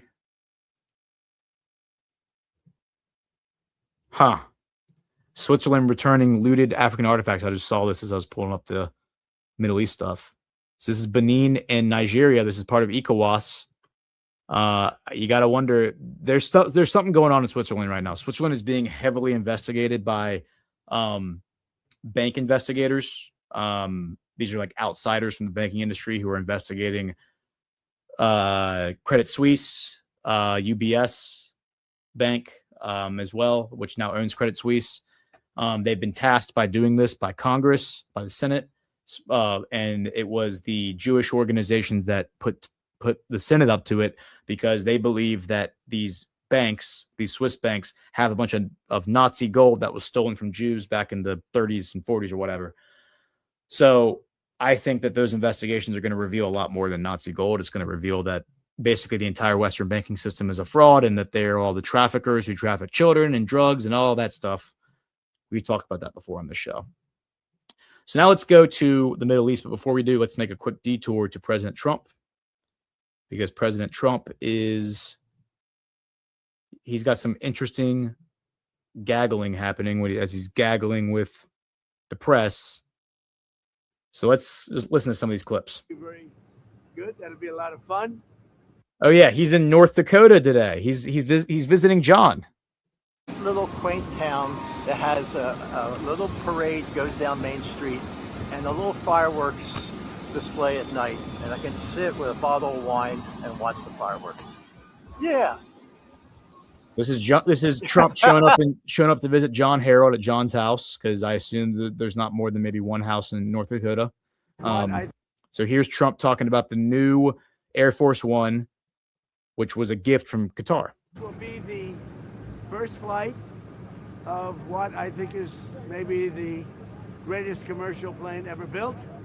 I said to Boeing, what's the best one? They said, this is the best plane ever built. And you're going to have the privilege of flying it, and I have a privilege also of flying it. But this is the first flight. We're going to the Teddy Roosevelt Presidential Library opening, and that'll be very good. That'll be a lot of fun. But I think, to be honest with you, I'm excited about the first flight. It's something nobody's ever seen anything like it.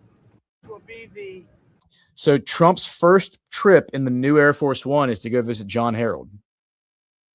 Interesting. And so I'm looking at the time. Devolution is probably starting about now. I didn't find out until we started the show that I started recording this, that this was going to be plugged in at the 9 o'clock hour as opposed to the 2 o'clock. I guess Altered States isn't on tonight. So feel free to go check out Devolution, but I'm going to keep going for a few more minutes and just do the Middle East. So just come back and take a look, or listen to me now, and you can go listen to DPH later. But probably go for another 20 or 30 minutes maybe. Okay, so we have a few more of these clips.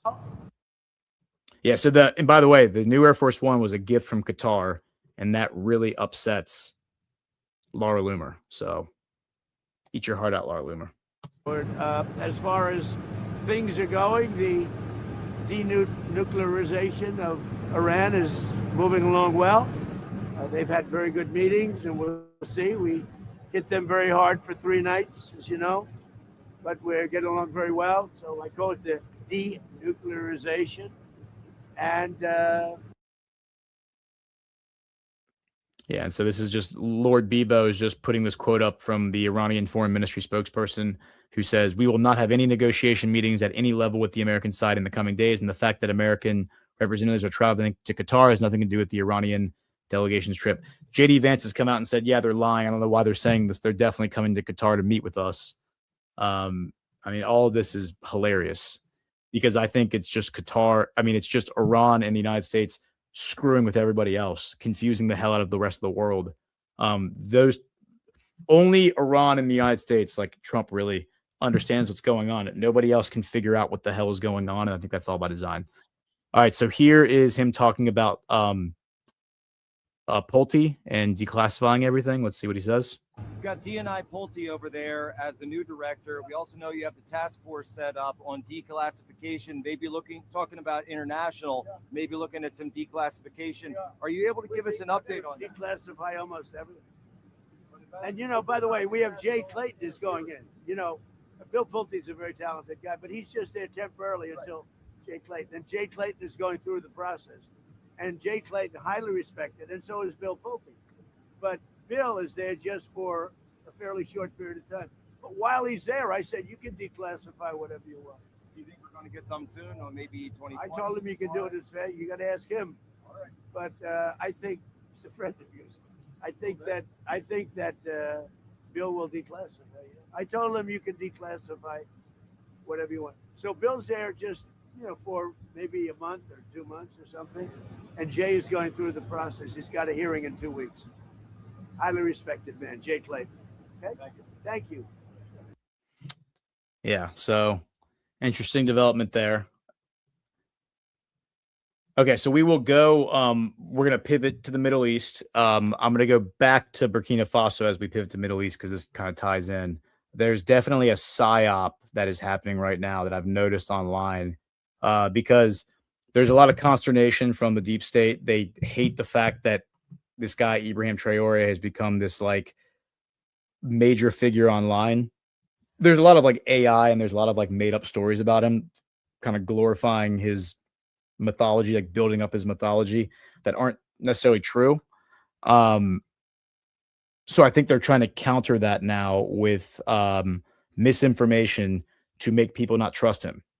And obviously right now, what people are not trusting is they're not trusting the fact that, Israel, collaboration with Israel appears to be like the telltale sign that you're actually a bad actor, a subversive actor. And especially in a place like this, because Thomas Sankara, who was like the founder of Burkina Faso, who was murdered in the 80s, he was vehemently pro-Palestine and anti-Israel. And so that's like their culture. So here is the Institute for Black Solidarity with Israel, the IBIS or IBSI. Yeah, I'm like you can kind of see what they're all about. The Institute for Black Solidarity from Israel. They're promoting a guy named Simon Sir, who is the ambassador of Israel to the Ivory Coast. He's the ambassador of Israel to the Ivory Coast, Benin, Togo, and Burkina Faso. Although I don't think Burkina Faso has embassies or anything like that for Israel. He says, I'm particularly honored to have presented my letters of credence to the president of Burkina Faso, Captain Ibrahim Traore. This ceremony marks the continuation of the long-standing ties between the state of Israel and Burkina Faso and reflects the enduring friendship between our two peoples. I look forward to working together to further strengthen our bilateral cooperation in years ahead. So, look, meeting with an ambassador or a diplomat from a foreign country, even one that you don't like or you don't get along with, is not a sign of anything. I mean, that's just diplomacy. The presentation here, though, that's being presented is that the ambassador from Israel just came to Burkina Faso and met with this guy, like as if they were having a one-on-one bilateral meeting. The reality, here's the truth of what actually happened. If you zoom out, what actually happened was this. So I'm going to read this post to you. It says, it's curious that just a few days after breaking relations with France, this quote-unquote news goes viral, trying to make people believe that Burkina Faso is Zionist when it has always supported Palestine. It's a mistake not to break relations with quote-unquote Israel, but from there to portraying a simple diplomatic act where 8 ambassadors presented their credentials to Burkina Faso, one of the 8 being the ambassador of Israel to 4 different countries, as some grand act of collaboration is ridiculous. There are no agreements between Burkina Faso and Israel like those France has, which sells bombs to Israel and has been supporting the genocide in Gaza for 3 years. And the Trotskys never fail to quickly jump out and do propaganda for imperialists right in the middle of a siege on an African country like Burkina Faso. So the point is, there were 8 different ambassadors who came, who were doing like a tour, I guess, of the region. And so all 8 of them come and presented their credentials. And one of those countries was Israel as part of this like coalition. So it was not a bilateral meeting between Israel and Burkina Faso. It was a bunch of countries all doing a tour, I think, of Africa, and Israel just happened to be one of the countries. But again, the purpose of doing this is to try to drive a wedge of between the supporters of Ibrahim Traore and Ibrahim Traore. They want people to turn on this guy by presenting him as a puppet of the West. They're mad that he's not a puppet. If he was a puppet, they wouldn't be doing this stuff. the fact that he's not a puppet is the reason why they want him to look like a puppet so that they can justify overthrowing him. It's crazy, but these are the psyops that we live in this day and age. So from there, let's look at one more clip. Here is from that same account posting a video from the other day of this is when they broke relations with France from a few days ago. Here's Ibrahim Traore. I'm going to read what he says. This is in French because that's what he speaks, but it has English subtitles.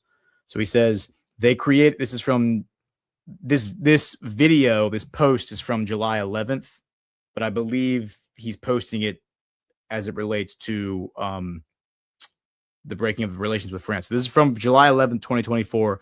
And I'll just read this, and then this will kind of take us into the Middle East. He says, they created the Islamic State just as they created the Taliban in the 80s. The armies equipped them, and then they pretended to come and fight them. So he's saying the same people who were going and fighting ISIS and fighting the Taliban are the same people who armed them before. And that's 100% true. He's talking about America in the West. That's 100% true. That we gave the Taliban all their weapons. We gave Al-Qaeda all their weapons. We gave ISIS all their weapons. And then we went and fought them because we needed somebody to justify a forever war. And then he says, understand the game. It's gone on too long. We have to wake up and understand all this and become aware of our situation and fight for our future. And everyone starts clapping.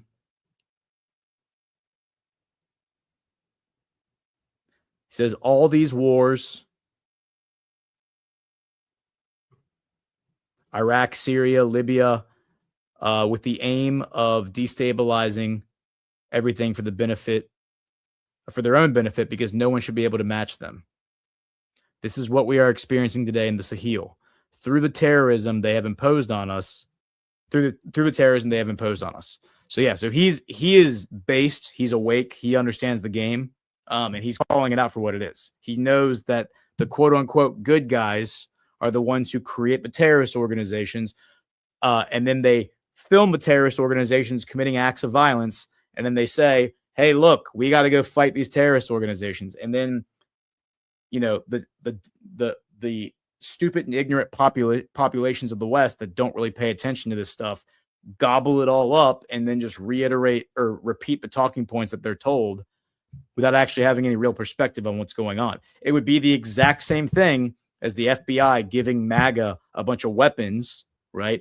And then encouraging us to go like commit acts of violence and then filming it and being like, look at these MAGA terrorists. It's the exact same thing, except imagine if some of the MAGA leaders were working for them and had trained with them and were actually like infiltrators that were trying to lead us away from a peaceful revolution into a violent revolution. That's what they do. It's exactly what they do. All right, so now we can go to Israel. So we have a few things here to touch on. Okay, so going to the Middle East, the big thing that's happening in the Middle East right now, and again, I would encourage people to go listen to the Badlands Daily show that I did with Zach on Monday, because we went through a lot more geopolitical news and kind of caught up on everything that we missed last week. So now the big development there is obviously we have this peace, you know, the peace deal negotiations happening in the background. But I think the more imminent threat or the emerging threat is what's happening now in Syria. And this is something that I've been talking about for a year and a half now, about how Syria was going to be this final battleground or this major battleground between Turkey and Israel. And that now appears to be coming to fruition. So here is Naftali Bennett on Mario Nawfal's podcast. And remember, this is the guy who's running against Netanyahu. So like he's the favorite to become the next prime minister of Israel. He wants war just as much as Netanyahu does. He's just way more clever about hiding that so that the United States would end up fighting it or paying for it or whatever. But listen to what he says here about Jelani, the president of Syria. And I'll tell you what my specific fear is. My concern is that he does something that is not uncommon for terrorists. Right now, his military is very weak. And he'll say, I need to buy time. So I'll pretend to be really nice and peaceful. Excuse me. No, take your time. And then he'll rearm himself, rebuild, gain strength, and fight another day, because the ideology that he harbored and that he manifested in action, including recently, is very bad. If it was only his past activities, that would be one thing. But they massively murdered innocent people in Syria. So that is not something that increases my confidence in this guy. Yeah, in terms of the clashes in Syria, there are some that blame him. There's others that say it was factions within the Syrian military and within all these different militias that were clashing, and he stopped those attacks. Impossible to verify which story is true. I just believe that eventually, for the cycle of violence to stop, someone needs to make a move. Diplomacy needs to be given a chance. I understand why. Yeah, so this is hilarious because remember, Jelani, the president of Syria, we're going to look at his statement next. He was the former ISIS and Al-Qaeda head chopper. And when he was brought in to take over for Assad, these guys were all ecstatic. Like, the Israeli leadership was so happy. The Israelis were so happy. Thank God we've gotten rid of Assad. This new guy's going to be great. We're going to work with him. This is going to be awesome. Congratulations, everybody. We did it. Because I think that Jelani used to work for them. I think Jelani was a deep state actor who, whether he was literally a stage actor or, pretending to be a terrorist, or he actually was a terrorist who just happened to work for these guys, like the deep state. I think he was turned. I think he probably works for he has different handlers now. And so they celebrated when he came in because they thought that he was going to work with them. And he hasn't. He hasn't given Israel what they've asked for. They've asked for territory in southern Syria. They want a buffer zone. And he said, no, I'm not giving you any of that stuff. You can't have it. So they've gone in there and they've occupied southern Syria against the wishes of the Syrian government. Remember, Trump said recently, right here, remember when he said, he's like, Syria needs to be the one to take on Hezbollah, not Israel. And he said, specifically is what he said, is he said, Shiraz, with the guy, al-Shiraz is what he goes by now. He doesn't go by Jelani anymore. Because Jelani means of the Golan Heights, which I think conflates his origin story. Like maybe he's Israeli. That's at least some of the theories out there. But point is that Trump said al-Shiraz has done everything he's asked him to do. He's done everything he's asked him to do. And he's been a great partner. He's exactly who Trump wants running Syria right now. And it has been a fantastic relationship. And that's why he should be the one to maybe fight Hezbollah, take care of Hezbollah instead of the IDF, because he'll do a much better job in the IDF. That's what Trump said. And as it notes in this article from the AP, Syria has also become the site of rising tensions between Israel and Turkey, a main backer of al-Shiraz government, with each seeking to limit the other's influence in the neighboring country. Top Israeli security officials convened a meeting on the subject on Wednesday, according to an official who spoke on the condition of anonymity because they were not authorized to speak to the media.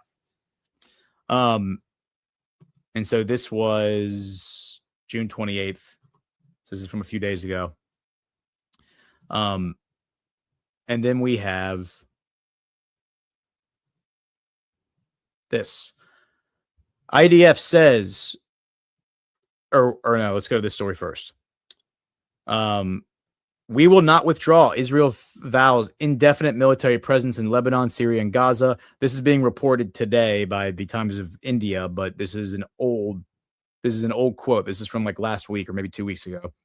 Israel's defense minister, Israel Katz, said on Wednesday, I guess that's today, so maybe he's just renewing this, but we've been reporting on this for weeks. They've been saying this for weeks, that Israel will remain indefinitely in self-declared security zones in Lebanon, Syria, and Gaza, signaling there is no timeline for their withdrawal Despite ongoing regional tensions, quote, the IDF will remain in the security zones in Lebanon, Syria, and Gaza indefinitely in order to protect our residents and communities from jihadist elements, Israel Katz said, as cited by AFP.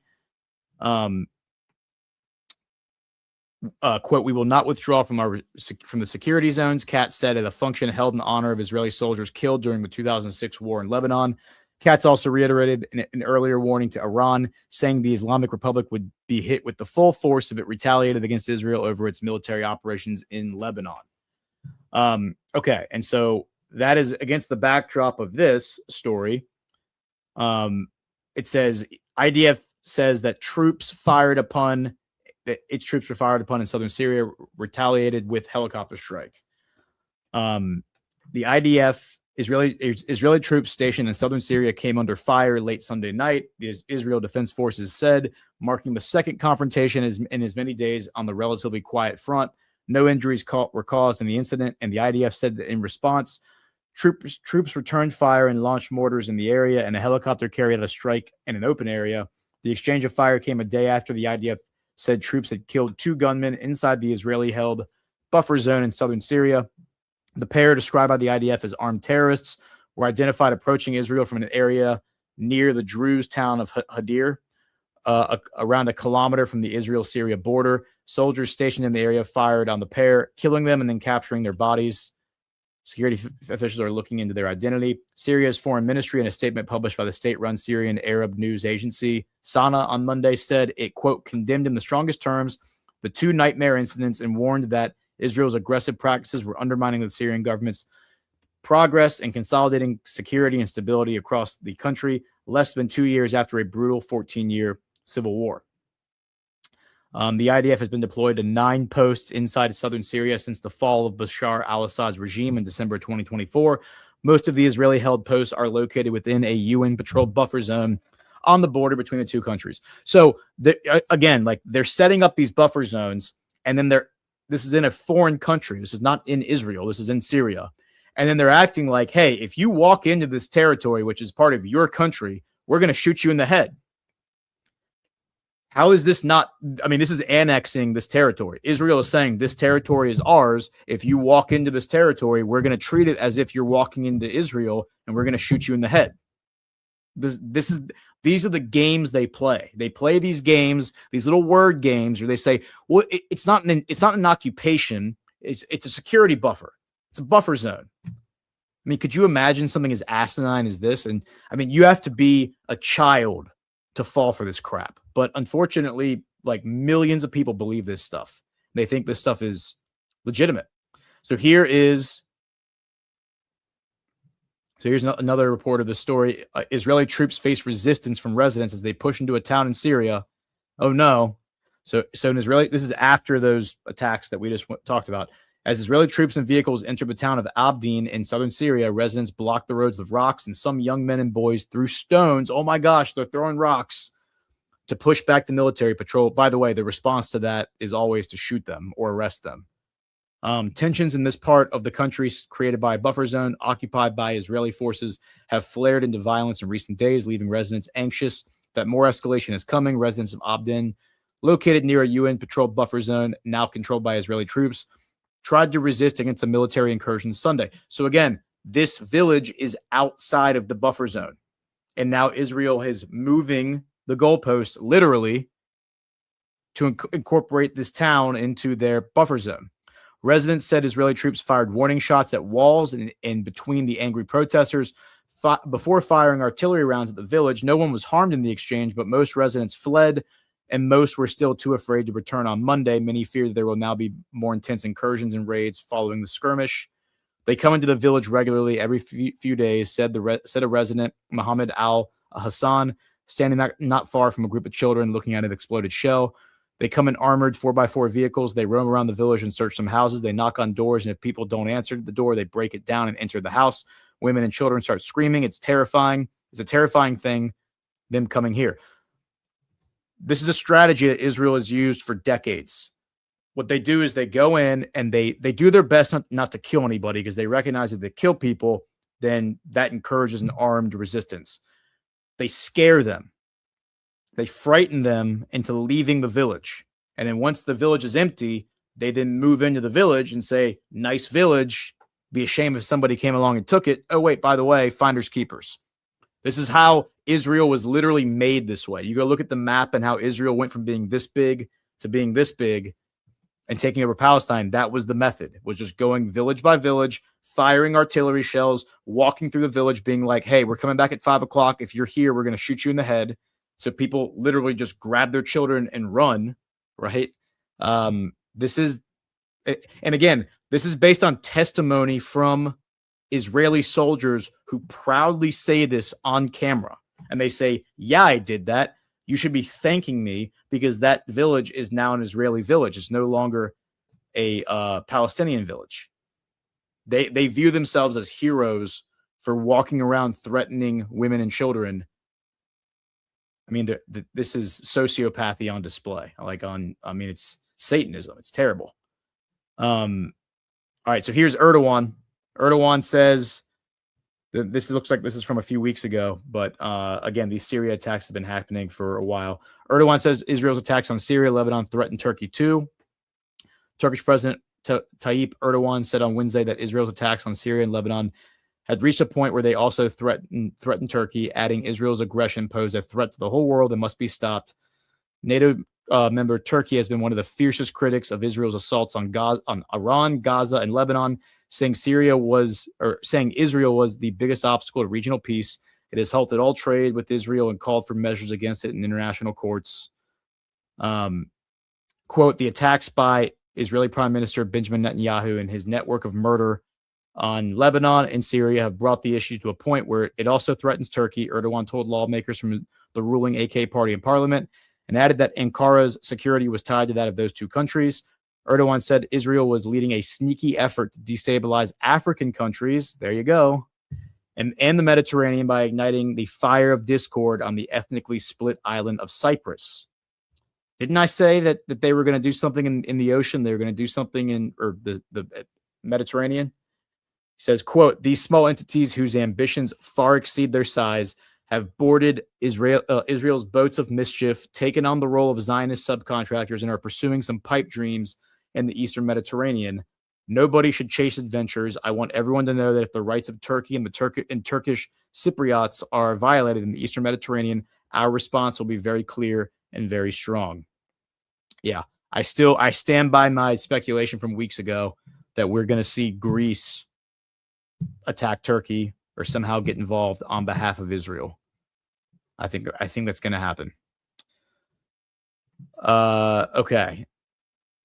Now let's play this video of al-Shura.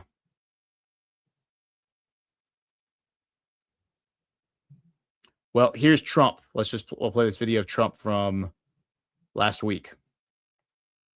This is from a week ago while we were at GART. As a Turk myself, I can tell you with great confidence that your presence in Ankara is eagerly anticipated. What's your message to your great friend Erdogan and the Turkish people? Because you're going to be there in less than 2 weeks. Yeah, I'm a Turk myself. And I like him. He's a friend of mine. And he stayed out of the war. You know, he was a prime candidate to go into the war with Iran, maybe on the Iran side, because he's not a big fan of Israel, as you know. And I asked him to stay out. He stayed out. And you know who else was great? Was President Xi of China. He could have come in. He gets half of his oil from that area. You know, I could see him wanting to. And I asked him to please stay out. And he did. President Xi of China. Let's go ahead and check in on Xi. What's Xi up to right now? Oh, look at this. A global cooperation consortium. So here's a video of Xi speaking. So I got to reload it because the video was screwing up. So here's a video of Xi speaking. And I don't know why the video won't play. X is being weird. Look at the map behind him. Do you notice something? What's missing? I mean, the borders of Israel and Palestine are drawn in, but the whole thing is just called Palestine.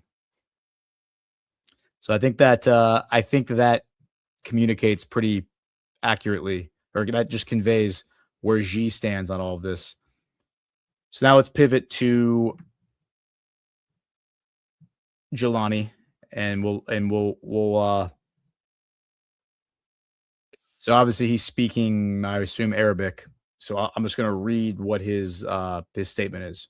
He says, the Israeli entity, which has always accustomed us to targeting our stability and creating division among us since the overthrow of the fallen regime, is now once again seeking to turn our pure land into an arena of endless chaos. This entity does not cease to use all methods to sow discord and conflict. Its goal is to break the unity of our people and weaken our ability to progress in the process of reconstruction and renaissance, a war that has no goal other than to fragment our homeland and scatter our efforts towards chaos and destruction. Having great power does not necessarily mean victory, just as victory in one arena does not guarantee success in another.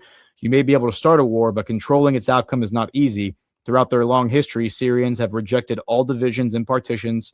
We are the children of this land and the most capable of overcoming all attempts by the Israeli entity to divide us. And our will is so firm that fabricated seditions cannot shake it.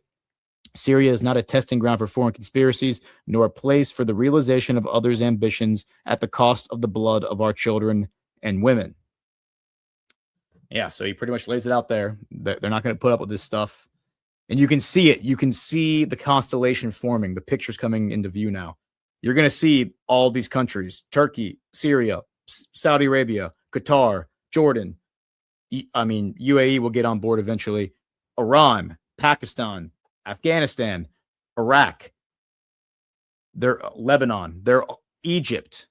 They're all going to come together on the same page, which they've never been on the same page ever before. They've all collectively, individually have opposed Israel, right? But they've never actually cooperated on that shared common enemy in their eyes. Now they have a reason to, and now I think they're going to. I don't know what happens, but this is definitely an FAFO moment, and we're getting closer and closer to the end of that, or the climax of that story. All right, guys, hit the thumbs up. I'm not going to do music on the outro because, again, I'm trying to keep us on YouTube. So hit the thumbs up, share the show. We're not going to have a show on Friday because I will be out of town for 4th of July. So we won't be back until next week.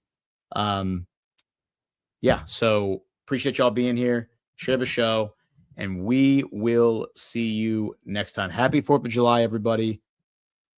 Be American. Be proud to be an American, and do not let any of these people convince you that America sucks or you suck or any of that. America's great, and we are great, and America's going to be great again.